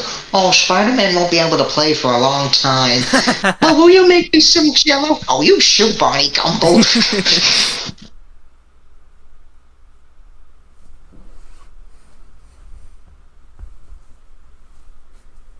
Of course, this is not an adaptation, but a homage to the night Gwen Stacy died, but... Yes. Yeah. Yeah. Yeah, I see them as taking inspiration from it, but I highly doubt they would have killed her off. No, I doubt they'd have killed her off, yeah. Yeah, and in the comics, it's just Mary Jane, Gwen Stacy. There's no, trolley of innocent civilians that he drops and says, "Now choose!" Now choose. He just drops her. Yeah. Yeah, and pretty...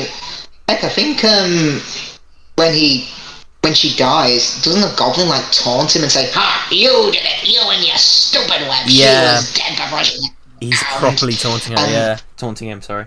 Yeah, and doesn't he, beat him half to death or something? Yeah, yeah. And I think part 2 concludes with, again, them fighting and him getting impaled by his own glider.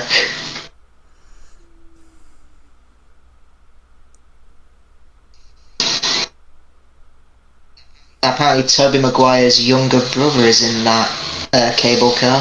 Oh, it wouldn't surprise me. It wouldn't surprise me. I know in the second one, the kids that give the mask to Spider-Man are his nephews. Ah, yeah. Oh yeah, you can't do that scene now. We won't tell nobody. Oh yeah. On Twitter. Hey everyone, this guy's Spider-Man! Saw Spider-Man on the tube today without his mask. Ain't that cool? Hashtag, he is Spider-Man.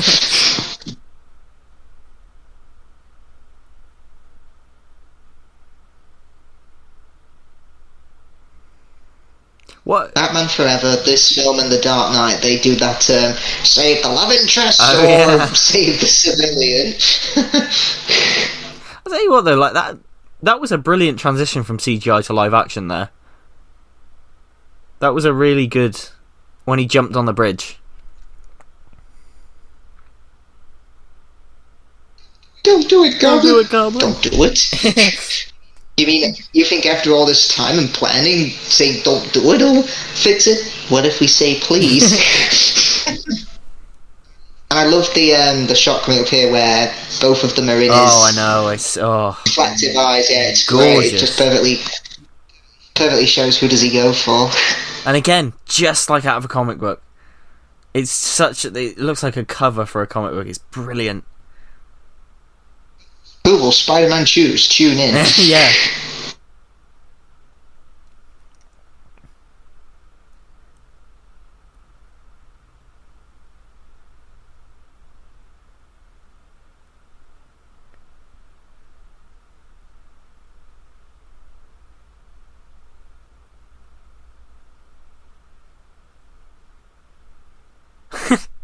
I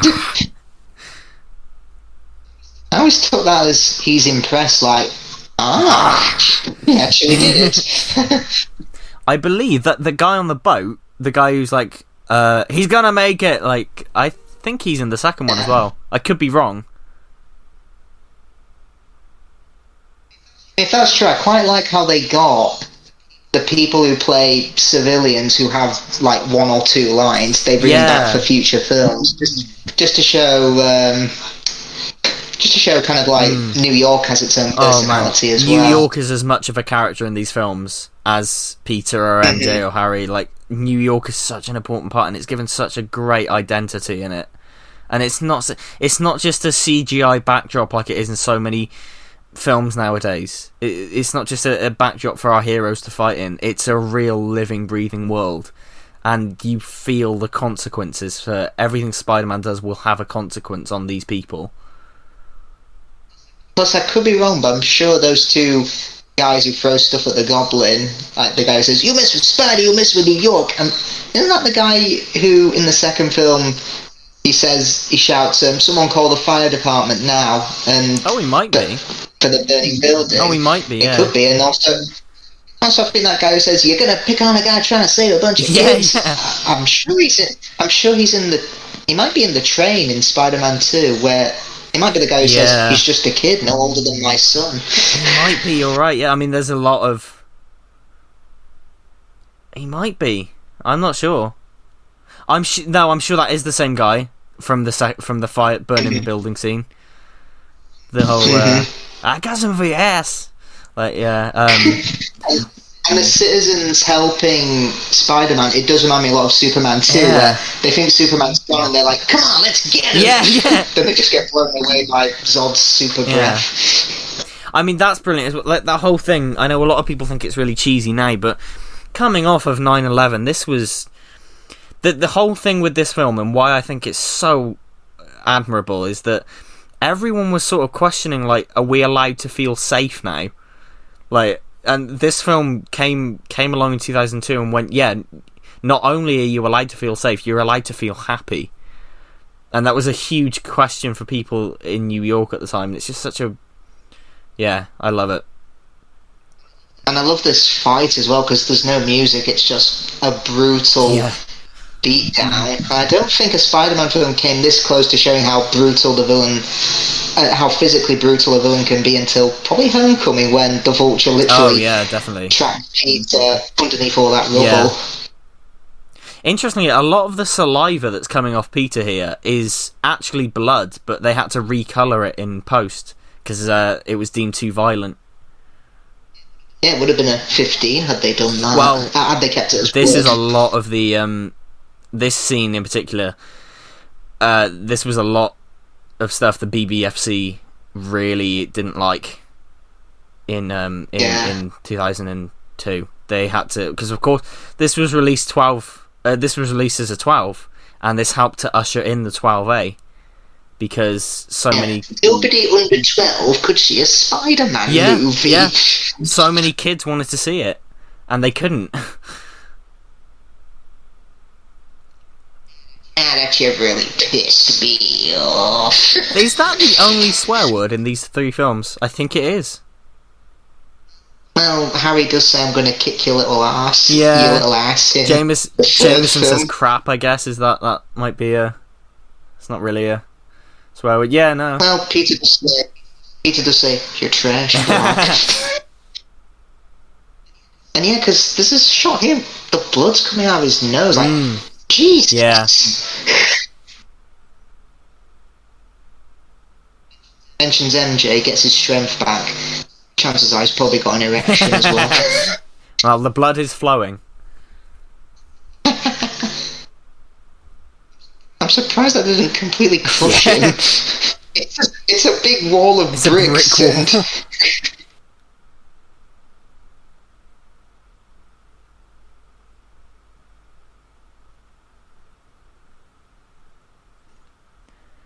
Yeah, maybe take off the mask before you start punching his face, because that'll hurt your hand. Yeah. This is... Tobey Maguire excels in these moments, I think. These little moments here, like the reveal of Norman and stuff. The Goblin took the last cookie. I had nothing to do with it. Sounds like he's saying that. Yeah, do you think the whole "stop, it's me," do you think that's the Goblin just trying to trick Peter into stopping so he can kill him? I think so, yeah. Yeah. I mean, sometimes... Yeah, but I think when he says "Peter, don't tell Harry," I do think that's the real Norman Osborn. Come back, just to say, don't let Harry know the monster I became. I've always been fascinated by the line, "Don't let him take me again," because that's kind of a haunting line. Like, whether that's him saying it or the Goblin, it's a really haunting little line, I think. I always saw it as the Goblin saying to Norman, "Don't let him," referring to Spider-Man, "hit me again." Because he is saying it in the Goblin voice. I have a father. His name was Ben Parker. What a fucking brilliant way! Yeah, I love that to end the arc. Because earlier he said, "Stop." He said, "Stop pretending to be my father." What a brilliant way! I love this. To end his arc. I love that. Oh. I love that. Oh. There's no or big scream. It's just a oh. He looks so different when he dies. I think I've always thought this. He doesn't even. He almost doesn't look like Willem Dafoe in a way. He looks really different when he dies. And again, the glider going into him. Yeah. You see blood on the blade when it comes through, and blood coming out of his mouth. I'm truly surprised it was still a 12 rating. Yeah, I am. I believe that shot there was reused in the third one. That shot of the exterior shot of the mansion. I think it's the same as in the third one.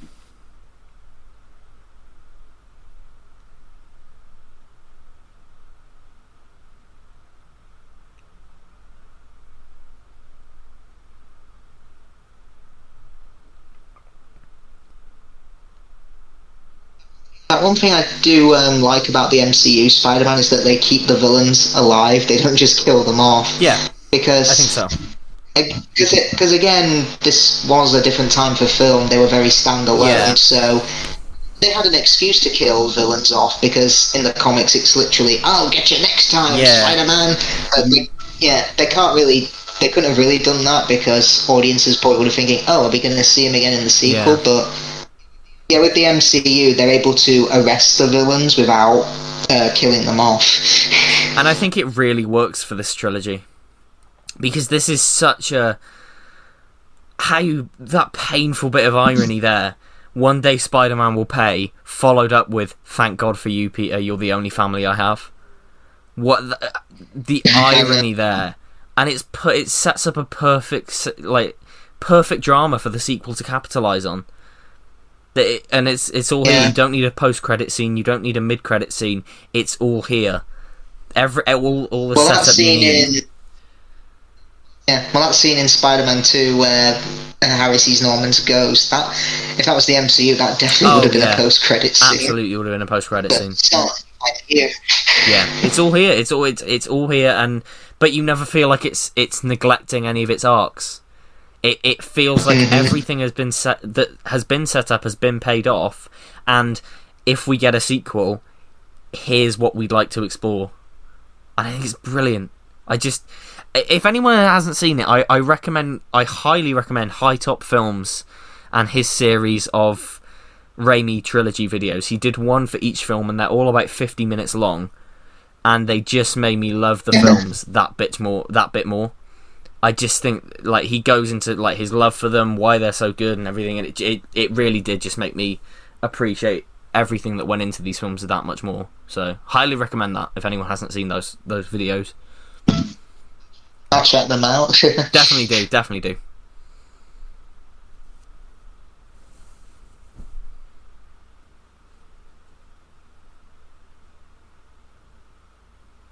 And this is it's so Spider-Man here at the end. He gets everything he's ever wanted here, but he has to give it up. He says, "I choose to live a life of responsibility." Yeah.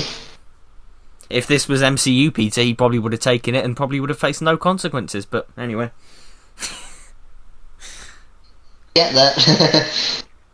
Because I noticed you did an MCU ranking recently, and was Far From Home at the bottom? Far From Home was at the bottom, yeah. Which I never thought I'd see the day that a Spider-Man film would be my least favourite in a series. But I think when we get there, we're going to be having words. Honestly, yeah. I'm really excited to get there because I think me and you do have different opinions on there, and Spider-Man 3 especially, because me and you have very different opinions on Spider-Man 3, so I'm quite looking forward to kind of getting into the other films in the series that me and you think different upon. And yeah, it never used to be that way for Far From Home. When I saw it was towards the bottom, but it wasn't dead bottom. And I watched it recently and it just, I can't. But we'll get there. Yep.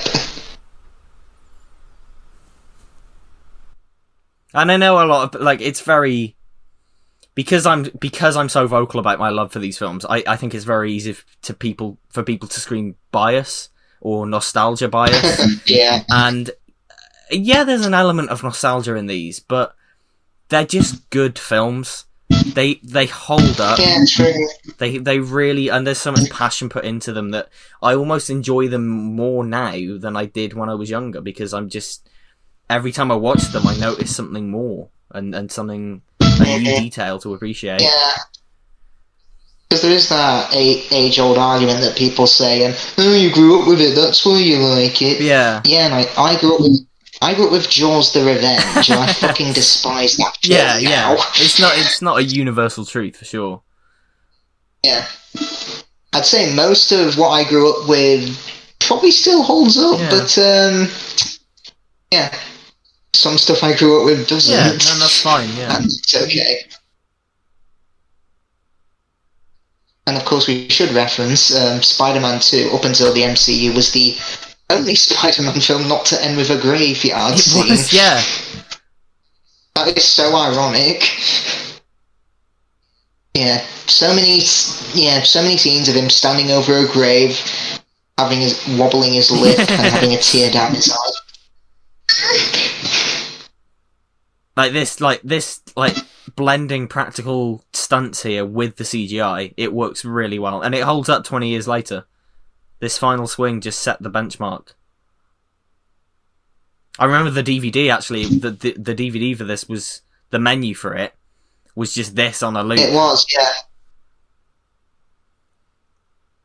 And a big old American flag to end on, as like big old post 9/11 pride. It's just brilliant.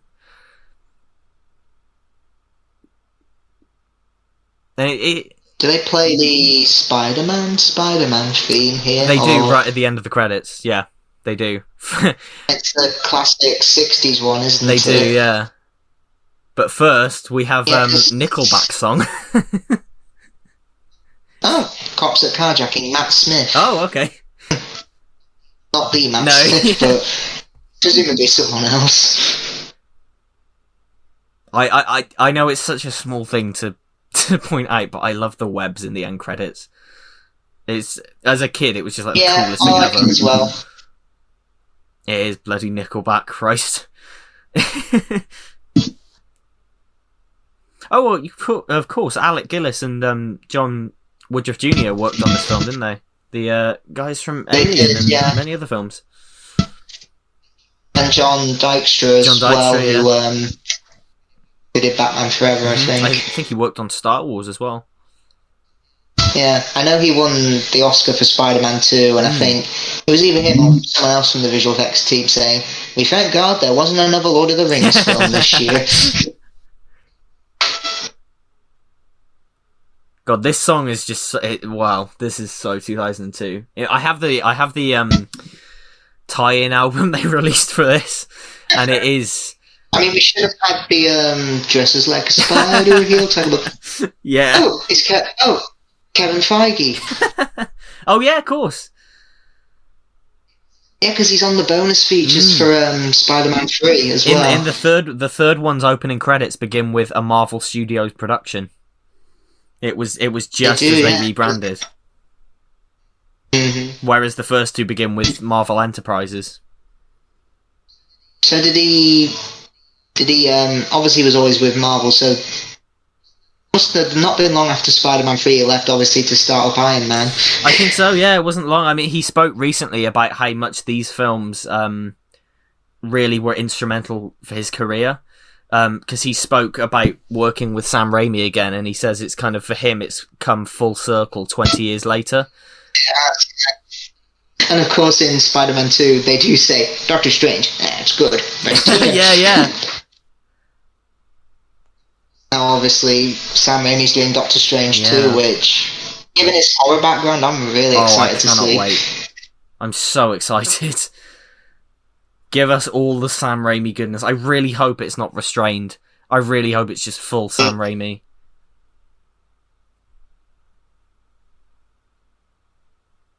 Yeah, it's the next film where is it Michael Bublé who does the... Oh, yeah, it does a... Spider-Man film? Yeah, it does a kind of jazz, really cool version of the Spider-Man theme. Right, this song, a few weeks ago I sent a private message to a group chat I'm in with my friends, and it was just me rapping to this song. Because I've watched this film so many times, I've memorised this rap part, which is very cringe, so...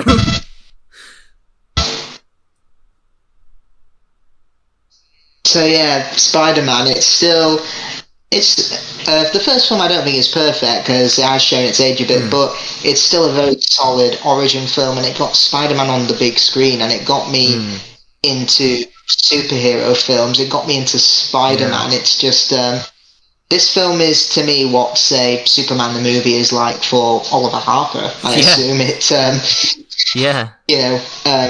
Getting all the memorabilia, watching the films multiple times on home media. Yeah. I mean, it for 2002, I don't think anyone could have asked for a better Spider-Man film. I think it is the start of my favourite trilogy of all time, and I will always hold by that. I've watched it so many times over the years. And this first film in particular, I love it more and more every year.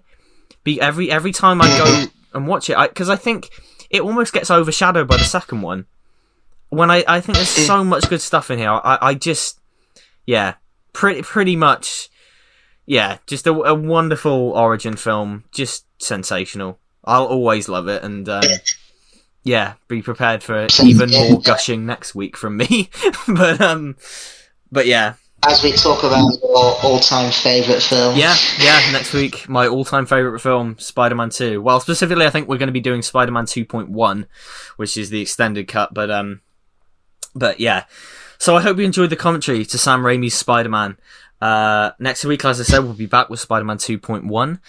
In the meantime, go subscribe to Isaac's channel, and we will see you next time. Bye-bye.